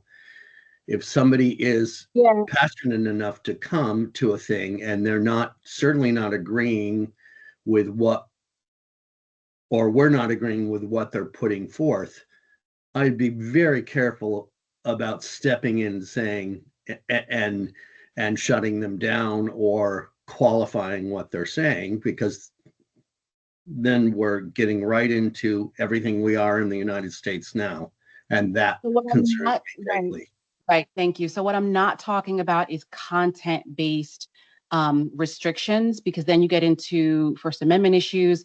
I'm talking more about other allowable forms of restriction that are specifically, like, for example, if somebody comes and says, I want to talk for 3 minutes about how climate change isn't real and birds don't exist and really they're just machines that are being used for spy purposes by the government, I want to hear that person's 3 minutes on that. That's fine. I don't have to agree with it.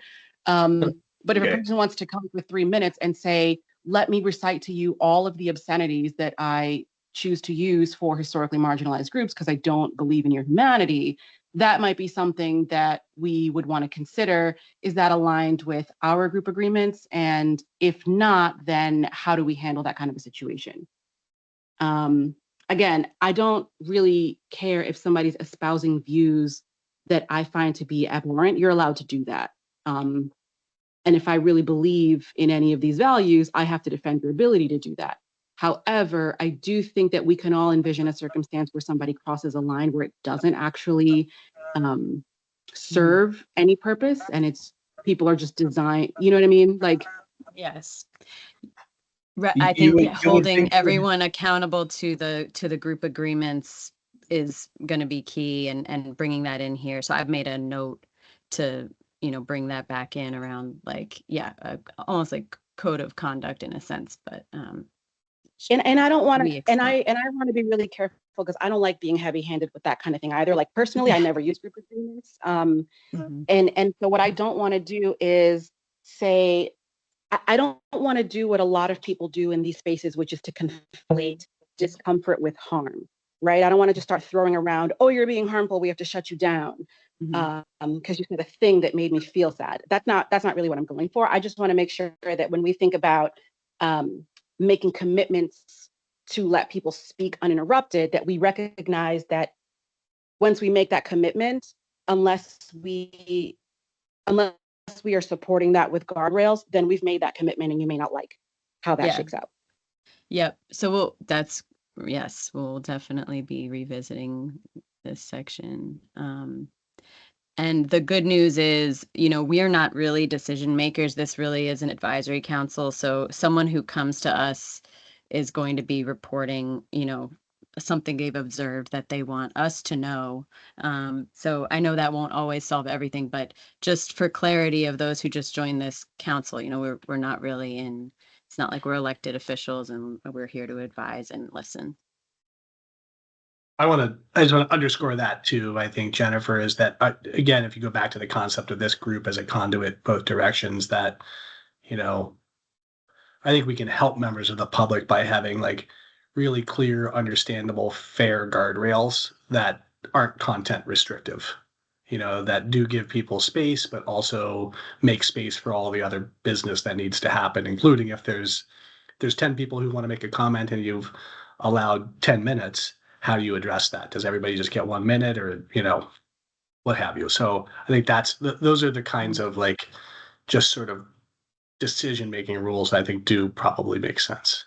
But Sean, I agree with you that we don't want to like get into shutting people down. I think we want to be inviting people here so that we can hear them and document what their needs are.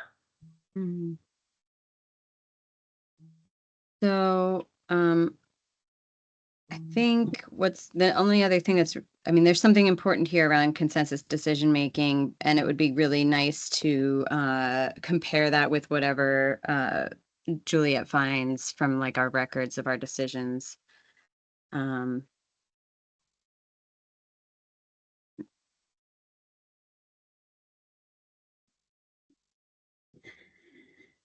Is there anything to say here on this? Because I'm sure like people who've actually used consensus process, we have agreed to this already. Basic hand motions, I think, was what we came down to. But it would be great to reaffirm how we're using it.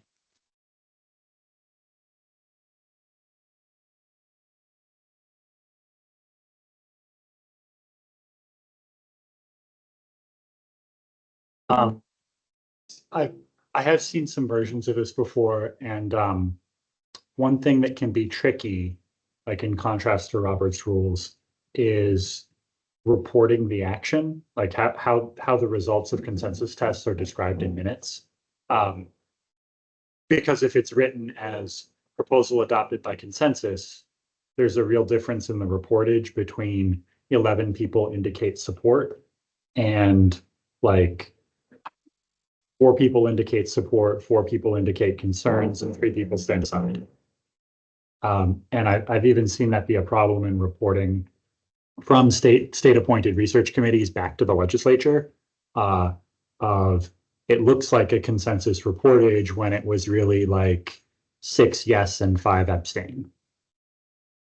I agree. I think it needs to be very succinct, Matt. And we certainly do in board meetings. If it's 5 yes and 2 no, I want that recorded so people can know it's not a unanimous decision. I think that's important for them, because somebody may said to them, "I don't believe in this. I'm going to vote against it," and then they read the minutes and they go, "It was passed."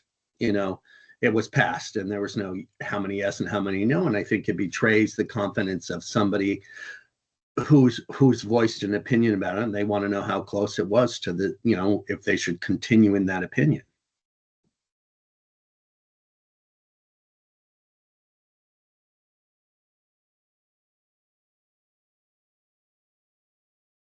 But could you clarify that concern for me? So the concern is that am I understanding that the concern is that there is a worry that something like an abstain vote won't be measured as an objection? Yes, Victor.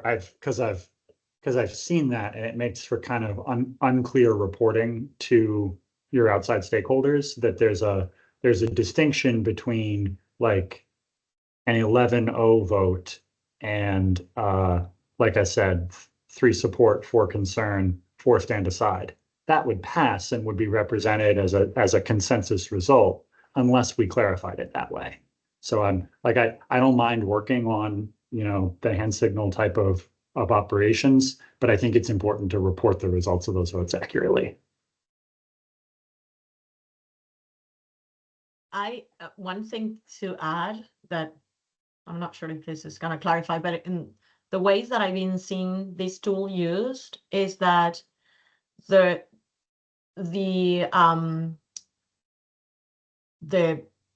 this is not a voting, and this is just to arrive to consensus. So if somebody has a concern or somebody feels to block the proposal, we continue the discussion, and we will not pass until everybody says, I support this proposal. So this is to build a consensus, not to vote on a proposal. So I don't know if this clarifies or makes it more murky, but this is where I see that this is a great tool. We will be stuck here, until everybody feels, all right, I'm okay to move. And I know it is a slow tool in that sense, but it's consensus, and it will have everybody feeling like a little bit of their mind, heart, intention is included in the proposal, enough to pass to say, yes, I'm okay with it. And where do you go from what I'm reading? Where do you go to the one who's blocked it, or the two who blocked it and said, no, I'm not moving from this? And just being a devil's advocate here. No, totally. That's exactly because what we you've need got to do right 11 now. people, 11 people on Right. this committee, Mary, and somebody may feel very strongly and say, you can talk to your blue in the face to me, and I understand what you're saying, and I don't agree with it, and I'm not going to go forward with this this consensus. Then you're, other than like voting, unless you have to have a unanimous, you would go, okay, four loved it, 4 didn't, and 2, we're just going to stand back. Right. That's why. But you're right. It's not a vote. This tool is not a vote. That's what it is. Yeah. So if somebody blocks or stand aside, we continue the conversation. We'll go back to, okay, why do you do this? Why do you feel that you are not being represented? How can we accommodate you? And well, you may find that there some voice is unreasonable within the discussion, and that's when you perhaps this tool kind of like doesn't work sometimes. So we could choose another tool to support this one in the case of of reaching a point in which this cannot move. But the idea is that we prevent that by conversation, by hearing to each other, but making sure that every voice in the room gets this is what consensus building is, and this is what is so difficult for everyone in this world, not only in this country. I would love to see what the test, what the consensus is on a jury trial, just to see how they do it, because we know their votes have to be logged, and sometimes it has to be unanimous. And it would just be interesting to see that. And with that, I have to say goodbye to everybody. I've got to get to the doctors with a kid. So thank you so much. I look forward to our next meeting. Yeah, thank you. I actually don't think that this tool will work in a jury trial. So this is a tool for an advisory council, sort of. But yeah, it may not be effective at some point in some discussions. But yeah, great points, Shin. Thank you so much. Thank you all. Mm-hmm.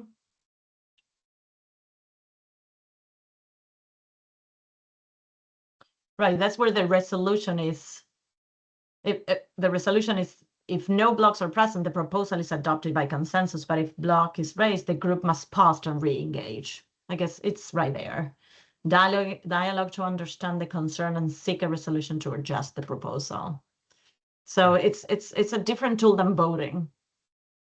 I beg your pardon, Mariana. I'm still not clear on how we communicate those gradations. That there's a difference between 11 people say I support. Right here. 11 people say I support the proposal. Oh, okay. With the reporting. It's just a comment.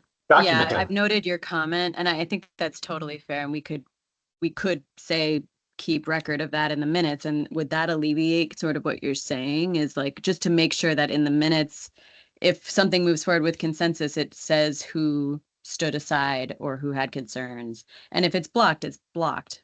Yeah, it would, Jennifer, thank you. And if you wanted to give a little bit more, I don't know, kind of group cover, those could be communicated as like straw poll results without names.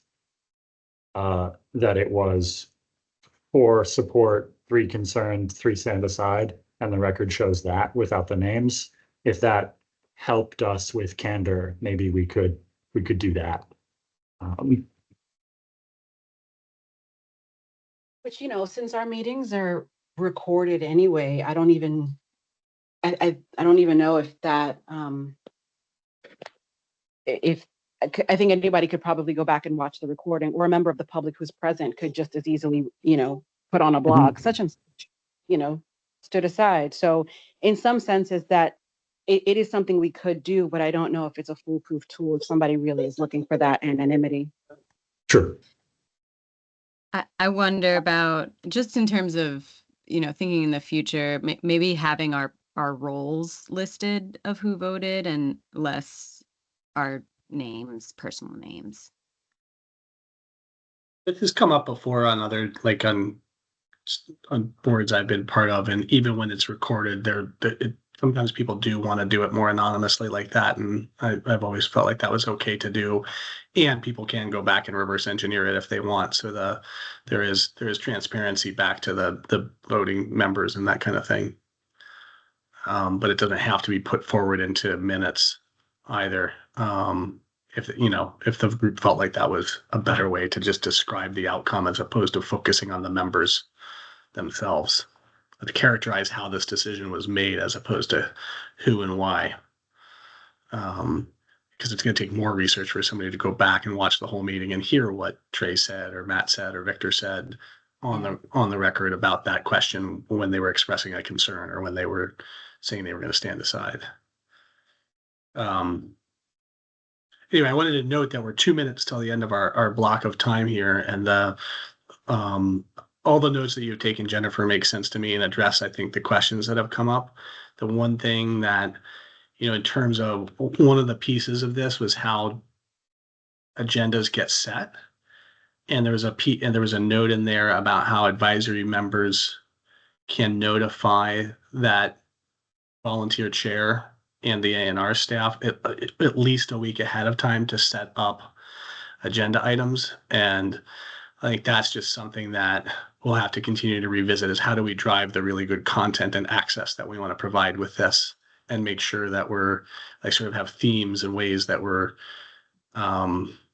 thinking about that. So it's almost like if the proposed or the volunteer chair and A&R could do a draft something a week ahead of time and then let people bring other stuff or solicit ideas even a little bit sooner so that we can do complicated things with these agendas. Because getting people here, getting presentations into this body, getting, you know, members of the public to come in and talk about their experience, those kinds of things, you can't just add at the last minute, really. And yeah.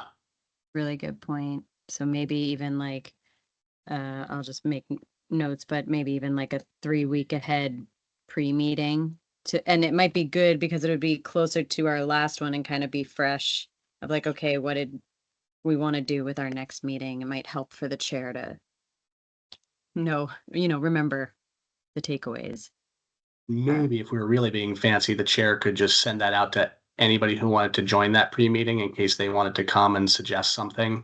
So that Jennifer's chairing the next meeting, she puts out a time, and then some other people show up as well because they have time to do that and just say, hey, could we all remember we were going to do this? And then the chair can finalize that with A&R. I mean, it's at first I was like, oh, another meeting. But then I was like, well, we've done a couple just like kind of coffee meetings, like, but as long as we don't have quorum, it's fine. And we could sort of add that, like even just like a virtual, like 30-minute, like EJ council coffee, and like we're just sitting and chatting and which you did create, and just I think I'm one of many people who haven't been able to show up to those. Yeah. The point about quorum and having to warn it and everything is a good one. That would be a reason to be careful of that. Mm-hmm. What's our quorum? Like the immediate past chair of the meeting and the next chair of the following meeting could help or something. I don't know if they wanted to or if they had the time. We could think of something if it didn't seem like we were getting enough input into the agendas. I just wanted to highlight that, like that, let's use this structure to really drive good content and results. Was there a question about what our quorum number is just now?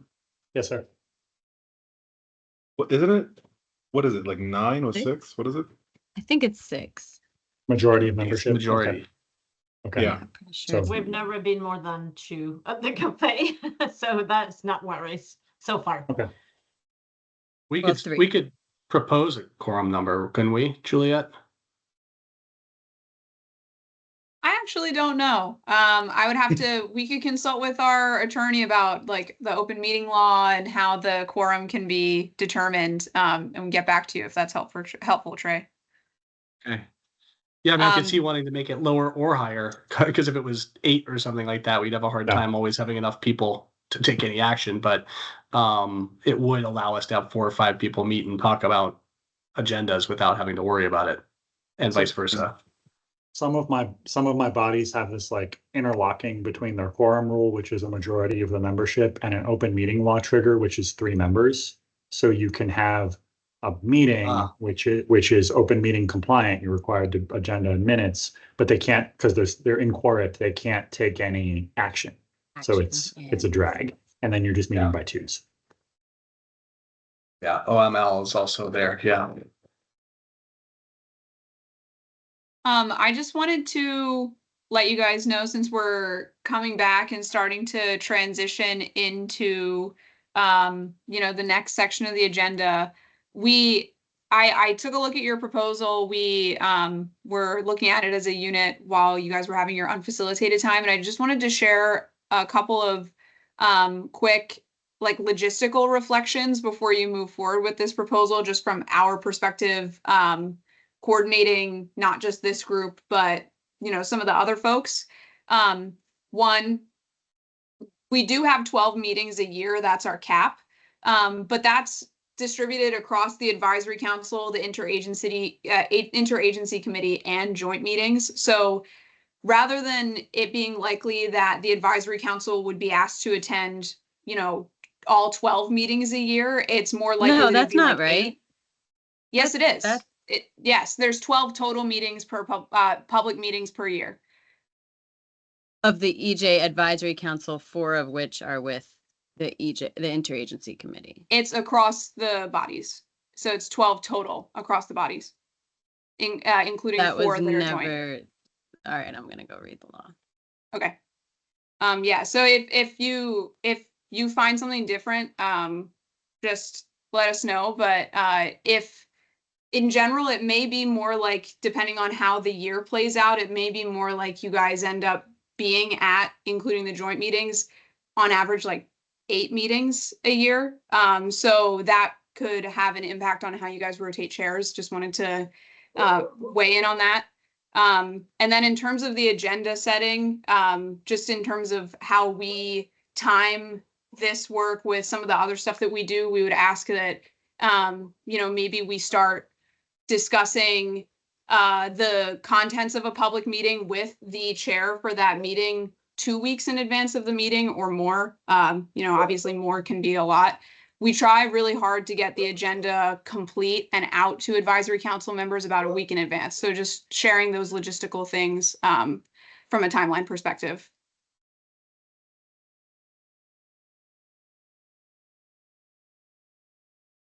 So I'm reading the law, and it says the advisory council and interagency committee shall each meet not more than 12 times per year, with at least 4 meetings occurring jointly. So each of us are allowed to meet up to 12 times a year.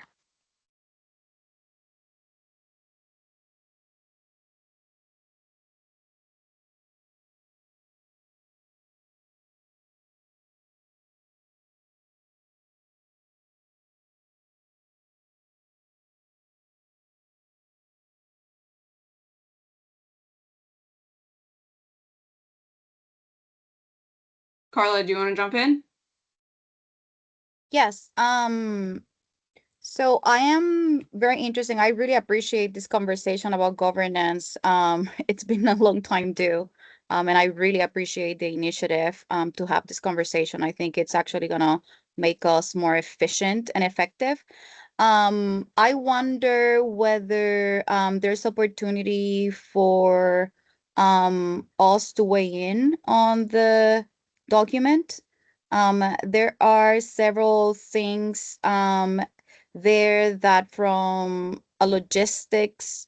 um, a, a logistics perspective may be really challenging for us within the civil rights and EJ unit to work with. Um, so yeah, I'm just interested in knowing what the best way to provide input to the document would be. Truthfully, commenting, if you're comfortable and allowed to comment in, like adding comments to the document, that's what I'm currently doing, just to log notes that I've seen. But if you have time and you want to keep going, we could do it right now and hear from you. But also, please feel free to write right into the document as a comment. That'd be helpful.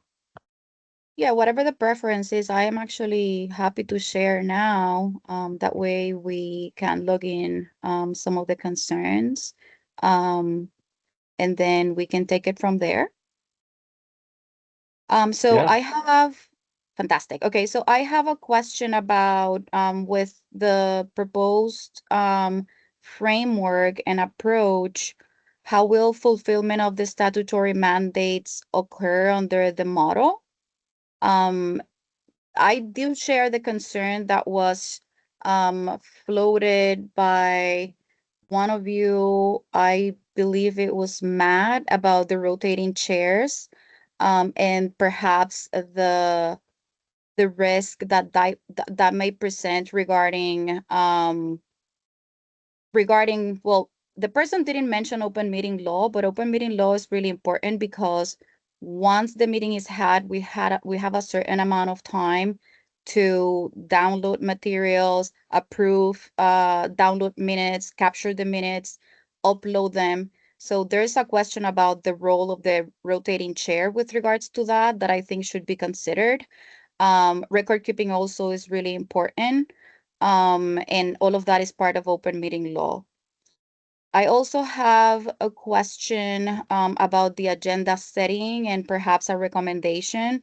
And usually when we look at the calendar and take into consideration the deliverables, right, it is really important to situate the council within the context of the statute.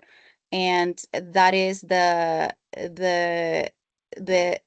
the reason the creation of the council is to inform deliverables of the EJ law. So, oops, there's a dog acting out.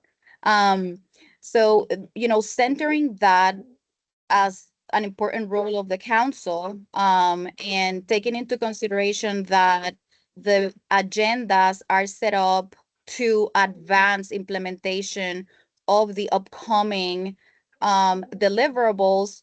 We usually plan meetings and know more or less what the topic will be a month or 2 months in advance.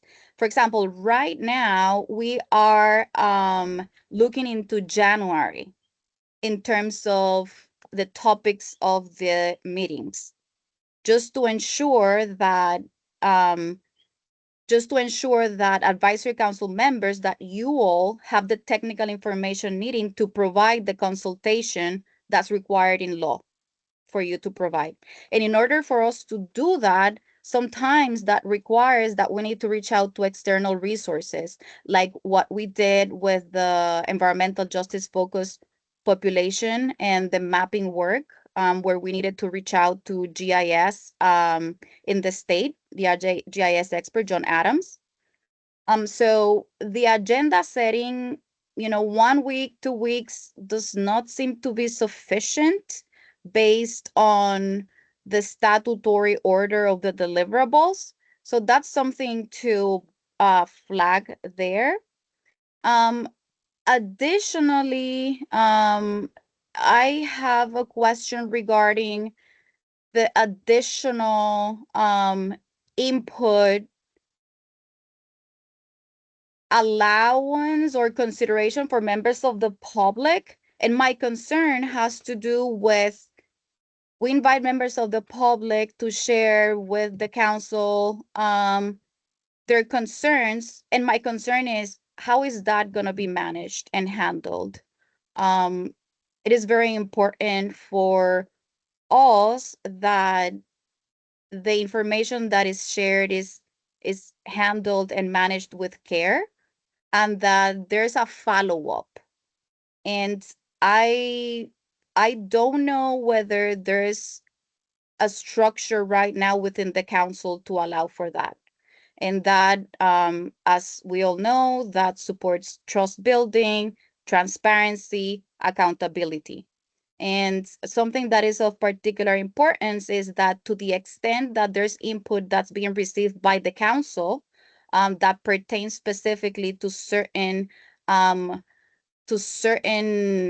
areas of work under the scope of certain agencies, how will that be handled and managed and triaged?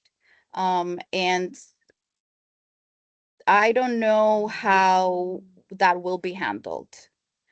Additionally, the supporting of the different chair each month may significantly increase our staff workload.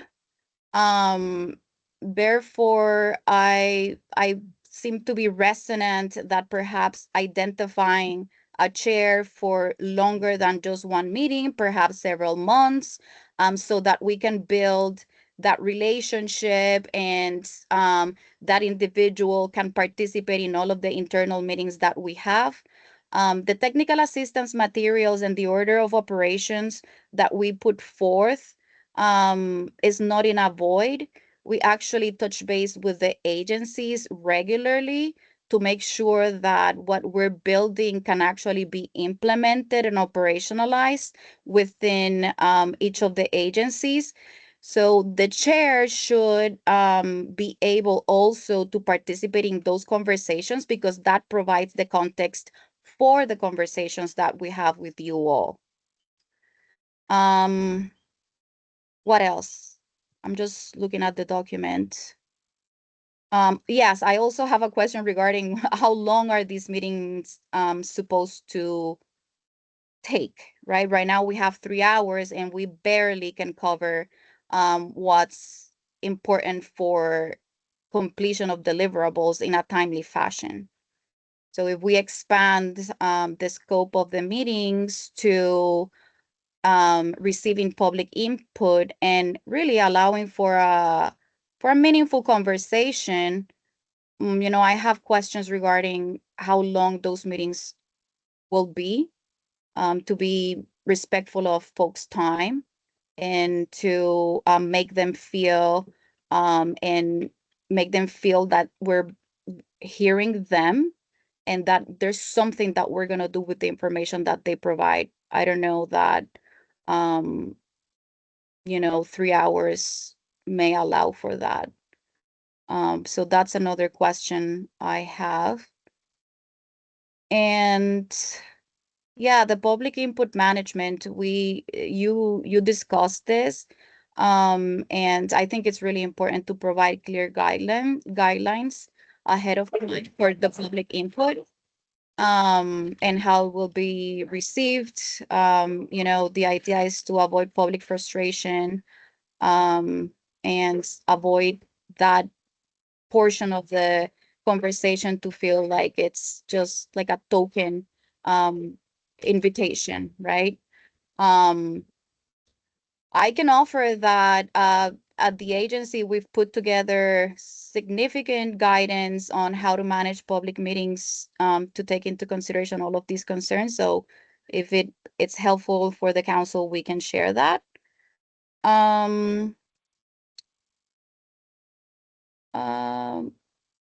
Yeah, I think that's all I have for now.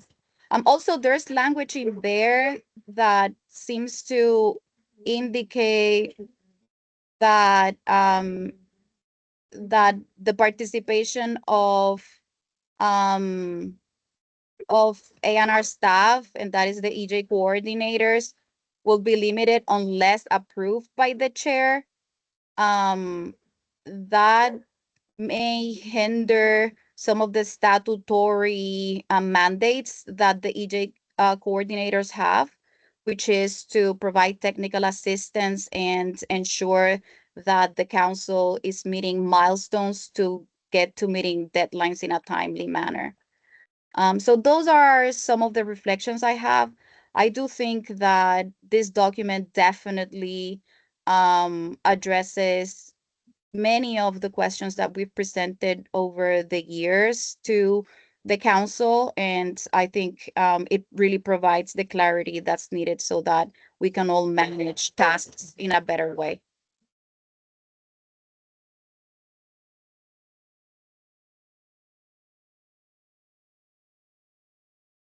Would it help for you, Carla, or Kim and Juliet to, and I'm not sure because I can only see a little bit of what's going on in the shared screen. But would it be possible to write down all these questions that you have in the document? I don't know if Jennifer or somebody was taking notes on the document so that I did. Okay, Yeah. great. So your concerns are reflected and all of us can, if we have time, we'll look at it ahead of time. And if not, we'll set up another chunk of time to discuss this at our next meeting.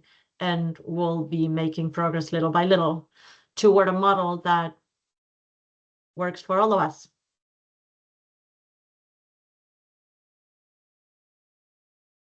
I don't know if we have another meeting before the end of the year, but if we do, we could also put another, 30 minutes, 45 minutes to have this discussion and address these concerns one by one and see where we need to move the proposal toward one side or the other and make sure that we're not missing any statutory, that we are actually creating something that is productive and feasible and that feels good for everyone. Yes, I am more than happy to share like a document with all of the questions I asked and the recommendations. And yes, we are looking at sending a doodle poll in the next 2 weeks to schedule all the way up to January. And the reason is that, as you all know, we've tried scheduling in many different ways, and it's always kind of difficult, but we find it very beneficial to have meetings on the calendar way ahead of time so that we can prepare agendas and identify the resources needed to advance conversations. And those meetings are already attached to substantive conversations to ensure that the council has the information that you all need to provide input in your consultation role.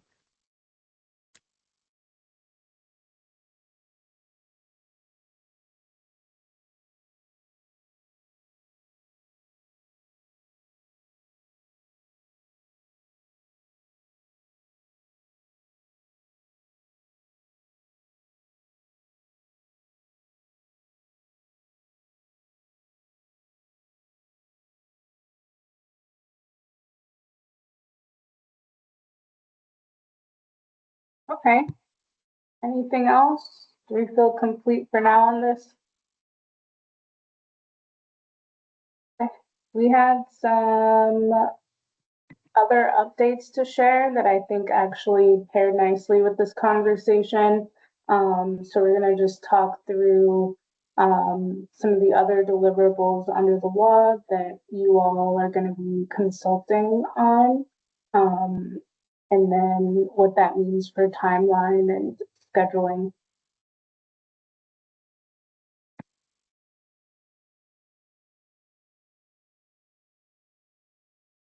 So Carla, whenever you get the chance, if you could share your screen again and we'll go through the last, I think it's 2 slides or so. Yes.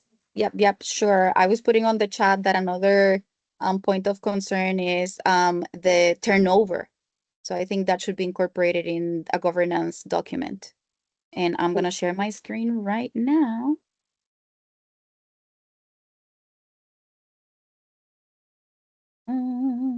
let's see.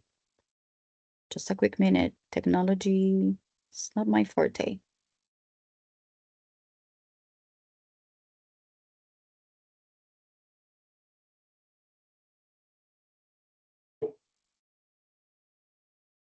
Okay, here we go.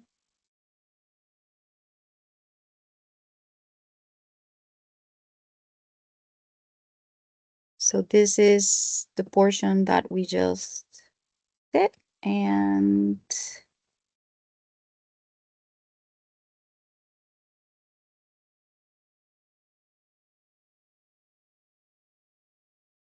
So sometimes we refer to some of the deliverables as modes of influence. And so one deliverable or mode of influence is the Vermont Environmental Justice Mapping Tool, which the first iteration and version of this tool is due January 1st, 2027. And just as a recap, we felt like in order to produce a tool, like a comprehensive tool and one that, honors community, that the development process needed to be interdisciplinary. And so instead of just having a GIS firm work solely on, producing a tool with perhaps like the functionality to do what the law asks, we felt like community engagement, not only actually engaging with the public, but also efforts to make sure that community input actually gets into the tool. So essentially the plan is for there to be a GIS firm and then a firm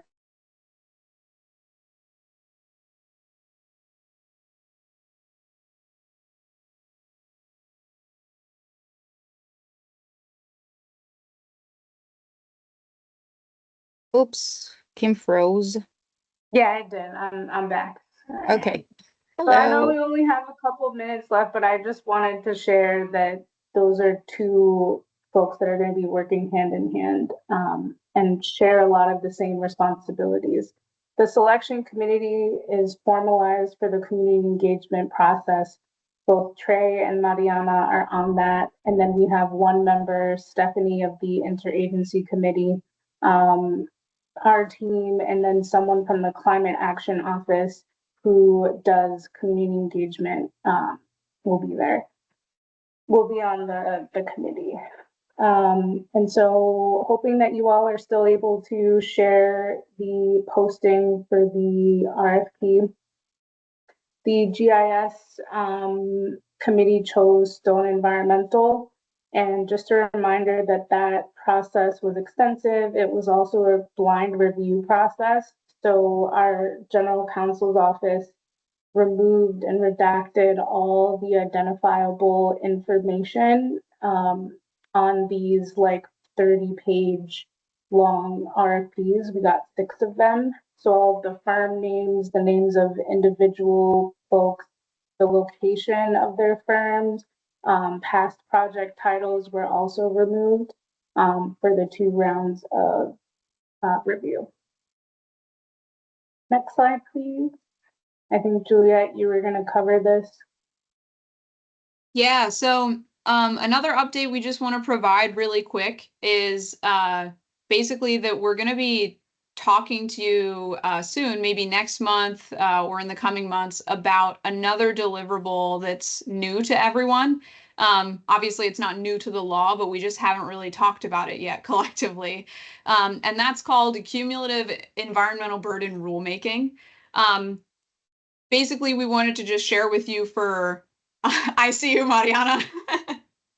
Oh my gosh. Yeah, this one's gonna be a pretty complicated one, but we'll go through this learning process together and we'll do it slowly but surely. But long story short, we just wanted to share with you that in the next couple of months, expect that this conversation will start.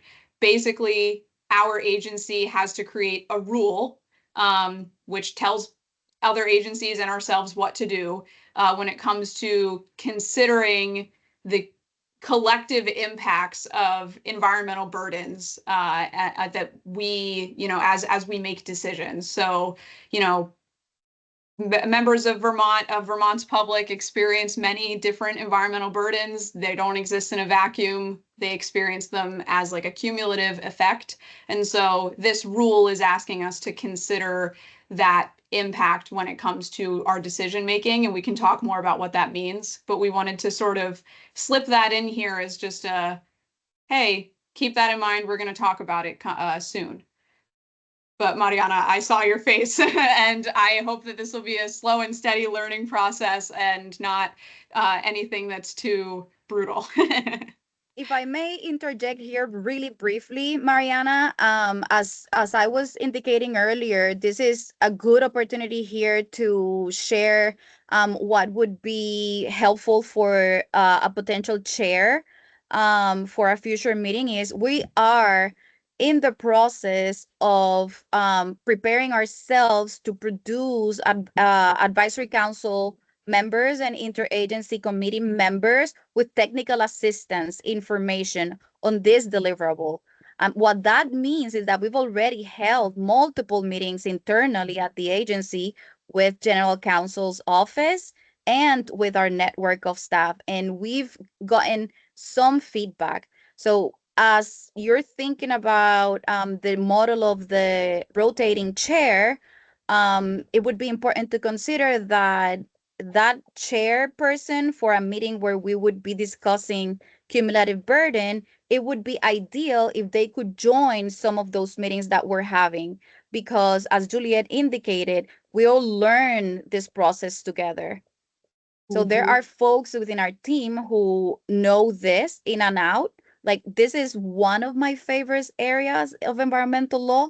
But there are others who this is new to them. So we learn together and we develop materials together. So the chair should, ideally participate in these meetings with us, so that when the time comes to facilitate that meeting, there is a deeper understanding of what the deliverable entails, not only for the advisory council, but also for the covered agencies, which is what you would be informing. I know we're coming down to the final hour, so if you want to flip the slides, Carla, we can talk about this last update and then wrap up. The last thing that we'll share with you all is that back in, I think, July, the Interagency Committee met to talk about their community engagement plans. So as you may recall, the Advisory Council produced this beautiful document, the Core Principles of Community Engagement, which will inform our community engagement plans that each covered agency will create. And the Interagency Committee basically met in July to start exploring what those plans could look like and really just introducing the idea of this deliverable. This is an area, of course, that a lot of Advisory Council members have reflected a lot of interest. So we are really looking forward to having more meetings where the Advisory Council and the Interagency Committee can get together and put their heads together on these plans. So Mariana, looking at you again, I know that you're super interested in community engagement, and I hope this is an area that you can feel really confident about. And I'll pass it to Kim. Thanks. So obviously all of these deliverables overlap extensively, and this kind of push for the next 5 to 6 months really does require scheduling, like nimble scheduling and clarity for not only our unit, but for you all, and recognizing that some advisory council members are wearing multiple hats by being on this selection committee, and there's going to be a lot of intensive meeting around that. And so just really stressing, we know it's hard because we all are juggling a lot, but we're going to be sending out doodle polls, like monthly ones. So one for September, one for October, one for November, one for December. And so please fill those out as soon as you can, and also just communicate with us what your needs are. And then just a reminder that we have per diem forms for you all to fill out. And that's it.